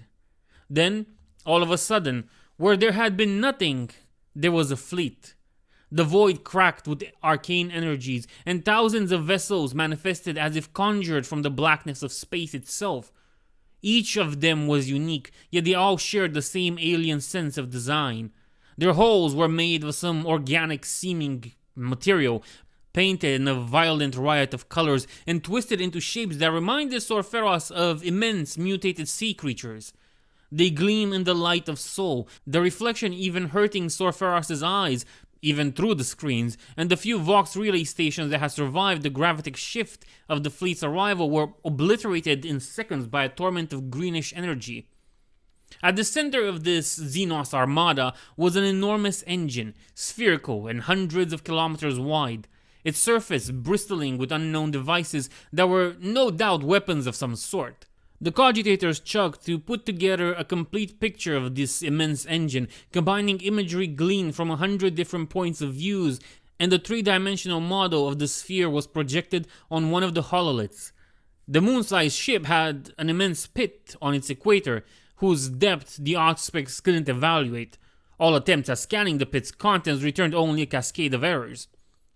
Cold realization dawned on Sir Feros. By teleporting so deep within the Sol system, this fleet had completely bypassed the defenses of the system's hollow belt. Thousands of star forts manned by the Imperial regiments and empirically anchored to the arrival points of the warp routes leading to and from Sol, all made entirely useless. There were other defenses deeper in the system, of course, but the vast majority of the efforts made to turn Sol into an unconquerable fortress had been located at its borders. The sheer size of an entire solar system made truly securing it a fool's errand otherwise. The orbital defenses of every world in the solar system had been designed by the warsmiths of the 4th Legion, working with the nigh limitless resources of the Imperium and the knowledge of the Adeptus Mechanicus. But even they had limits, and it had been thousands of years since they had been truly tested. A groan of pain drew his attention away from the display. Next to him stood Brother Belagosa, leader of the librarians attached to the Watchers. Belagosa and his psychic brethren had been the ones to confirm Lorgar's return, and they were also the ones who were suffering the most from what was occurring across Sol. Sor Feros had ordered the rest of the librarians to isolate within their warded chambers, but he needed Belagosa's own insight into what was happening. He wondered now if that decision hadn't been a mistake. "I can hear them," groaned the librarian, using his staff as support to stay on his feet, sweat running on his face. "Aboard these ships, they are singing. Their psychic presence is abhorrent, brother captain." "Hold on, brother," urged Sor Feros. "The Emperor needs your service, now more than ever." Despite the immense pain he must be feeling to let it show, Belagosa managed a weak smile and nodded. Neither of them mentioned that the two world-bearers behind had their bolters drawn. They both knew why such precautions were necessary, but there was no need to speak it out loud. "The cogitators have answered our queries, Captain," called out one of the human officers. "The technology of these ships resembles that of a Xenos species encountered by the 3rd Legion during the Great Crusade, the Layers. But according to the records, the Layers were completely wiped out at the order of Primarch Fulgrim. Even before that, their space technology was limited to a handful of in-system crafts. Recording indicates that the Primarch's decision was made after the 1,000 Suns attached to his legion discovered that the Layers had been corrupted by the warp." Sor Feros' mind flashed back to the astropathic communications they had received not so long ago. The terrible news coming from Chemos announcing that the Emperor's children's homeworld was besieged by the Black Legion. The news had been heavily suppressed across Sol, just like the next set of messages sent by the reinforcements that had arrived to Chemos only to find it in ruins and the Black Legion gone. It didn't seem like a coincidence that the Layers would reappear now, after those who had supposedly exterminated them had been cast down by the Clone Lord's bastard legion. The officer visibly swallowed and he continued. "And we also have a hit for the gravitic displacement accompanying their teleportation inside the system, my lord. The Auspex has registered a similar phenomenon once before." "When?" urged Sor Feros. I don't know, my lord. The timestamp is from early 32nd millennium, with the attached words during the beast's rising when its grin shone over the throne." Sor Feros' blood ran cold. The officer might not know what those words referred to, but he certainly did. The War of the Beast was not the Imperium's proudest moment, and knowledge of how close they had come to utter ruin had been quietly suppressed over the millennia. Even among the legions, details were scarce, but Sor Feros was the master of the Shrine of Unity and had spent many a night reading through its vast archives. He knew of the teleportation technology the Orcs had used during the War of the Beast, of how it had allowed them to deploy many of their own war moons across the galaxy, including one in Terra's orbit. The same archives claimed that the Mechanicus had recovered some of that technology in the wake of the war's end, but that it had ultimately been judged too dangerous and unstable to adapt for the Imperium's use. Sor Feros was willing to believe that, given what he knew of Orcs and their so-called technology. But the Beast's forces had been scattered all across the galaxy. They had even targeted Eldar craft worlds and exodite planets. It was possible that other factions could have recovered pieces of their teleportation technology. And if the Layers had survived the 3rd Legion's purge, how long had the foul Xenos been planning this attack? I see, said Belagosa suddenly. Sor Feroz turned sharply to look at the librarian. His brother now stood utterly still, eyes wide open as he looked at something far beyond the confines of the command center. They are here, he said, his voice utterly empty of any emotion. 6 and 6, the unholy numerology of ruin. A ritual rite across the void, an offering and a promise all in one. He calls, and they have answered. By 6 and 6 they come, and the gates. The librarian violently threw his head back and screamed, bloody tears streaking on his face. The gates of the Silver Palace are open wide. The Harbinger star is sundered. They are coming. They are coming. Somewhere in the command center, a chronometer that had been wrought within the halls of Olympus Mons and designed to be precise to the trillionth of second ticked, marking the 6th minute since the turning of the millennium. Sor Feroz was no psyker, but he still felt it. There was not a soul across all of Sol who did not. Even the Coleux of the Officio Assassinorum and the pariah agents of the Inquisition felt it, ripping over their empty souls. The void burned and split, like skin being ripped apart. A great tear appeared in the blackness of space, spreading from Terra to Pluto and cutting the Sol system in twain. From the point of view of the Shrine of Unity, Uranus simply vanished, swept behind the curtain of madness and ruin. There were screams in the command center and beyond it. Sor Feroz felt the terrible weight of the rift press on his mind, right through the wards crafted by the 15th Legion in another age, that were supposed to shield the shrine from the influence of the warp. He fought against it, refusing to give in. Around him, mortals wailed and fell on the floor, clawing at their flesh. He drew strength from the sight. Those were his people, sworn to follow him just like he was sworn to lead them. Hold fast, he roared, slamming his sword into the floor. He had not even realized he had drawn it. Stand firm, servants of the Emperor. This sorcery shall not vanquish us. Hold fast in the name of Terra and your duty. Slowly, order returned to the command center. The pressure didn't stop, but men and women forced themselves to their feet, ignoring the pain they felt in their very soul with a determination that made Sor Feroz's heart fill with pride, despite the grimness of the situation. Not all of them managed it. Some were already dead, having succumbed to shock, while others had to be put down by security forces before they could hurt themselves or others. Initiate all quarantine protocols, Sor Feroz commanded. Filter all inputs through the secondary cogitators before letting the data into our main systems. The pain was starting to diminish now, in a way not dissimilar to how a colt's initial spike of pain would fade and be replaced with a lesser, continuous pain until it was healed.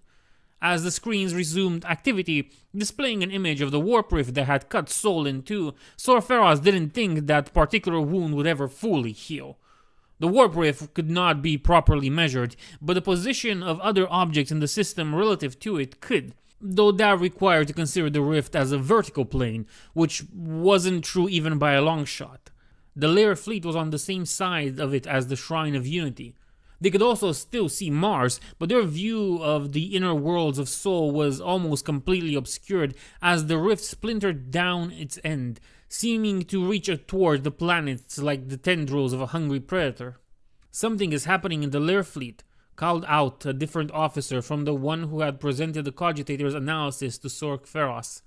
The main screen switched to a live feed of the Lair flagship, the enormous moon-sized vessel. The pit on its equatorial belt was truly immense, and a baleful light emanated from its depths. A tendril of the warp rift was reaching inside it, and as Sor Feroz watched, he saw a bright, eldritch light emerge from that pit and flow up in the rift, before speeding all the way to Holy Terra. Part of the word-bearer captain knew that this was impossible, that the laws of physics and the speed at which light traveled meant that even if whatever the light had been able to cross the distance between the artificial moon and Terra, he shouldn't have been able to see it. But this was the stuff of the warp, and the laws of the materium held no sway over it. More bursts of light emerged from the pit. They were lesser than the first one, but there were hundreds of them, and they were all aimed at Terra. Bloody tears ran down Belagosa's face. The two word-bearers assigned to watching over him had their bolters aimed straight at him now, but they hadn't fired. Not yet.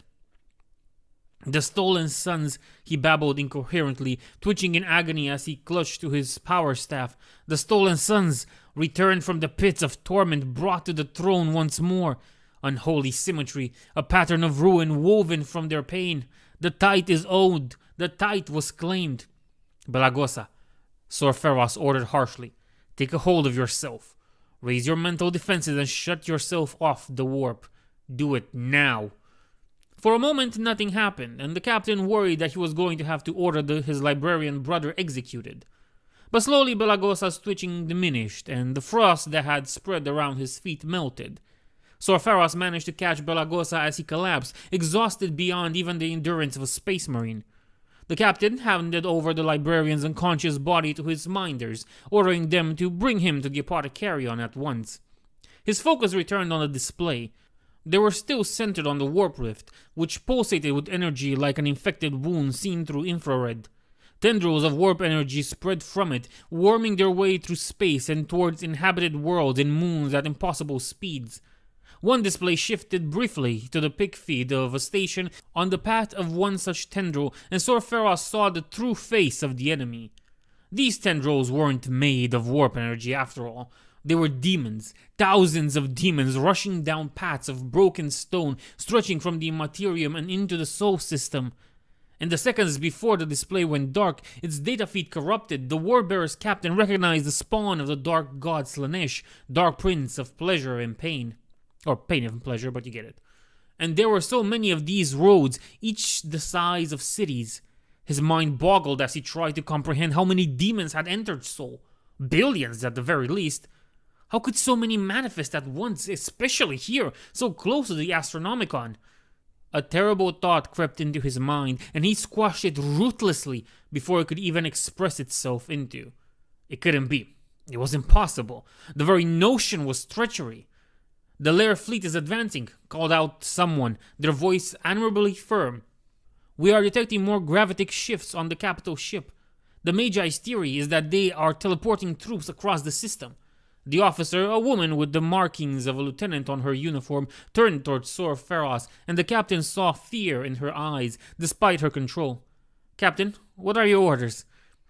A space marine knew no fear. The capacity for it was removed during the excruciating process that turned an aspirant into a legionary. But in that moment, faced with the greatest threat to Sol since the heresy itself, faced with the terrible possibility that had, however briefly, raised within his own soul, Captain Sor Feros of the World Bearers felt something very much akin to terror.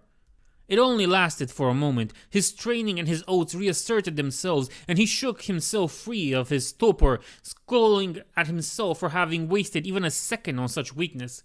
We fight. We fight until we can fight no longer, and then we keep fighting. He took a deep, shuddering breath.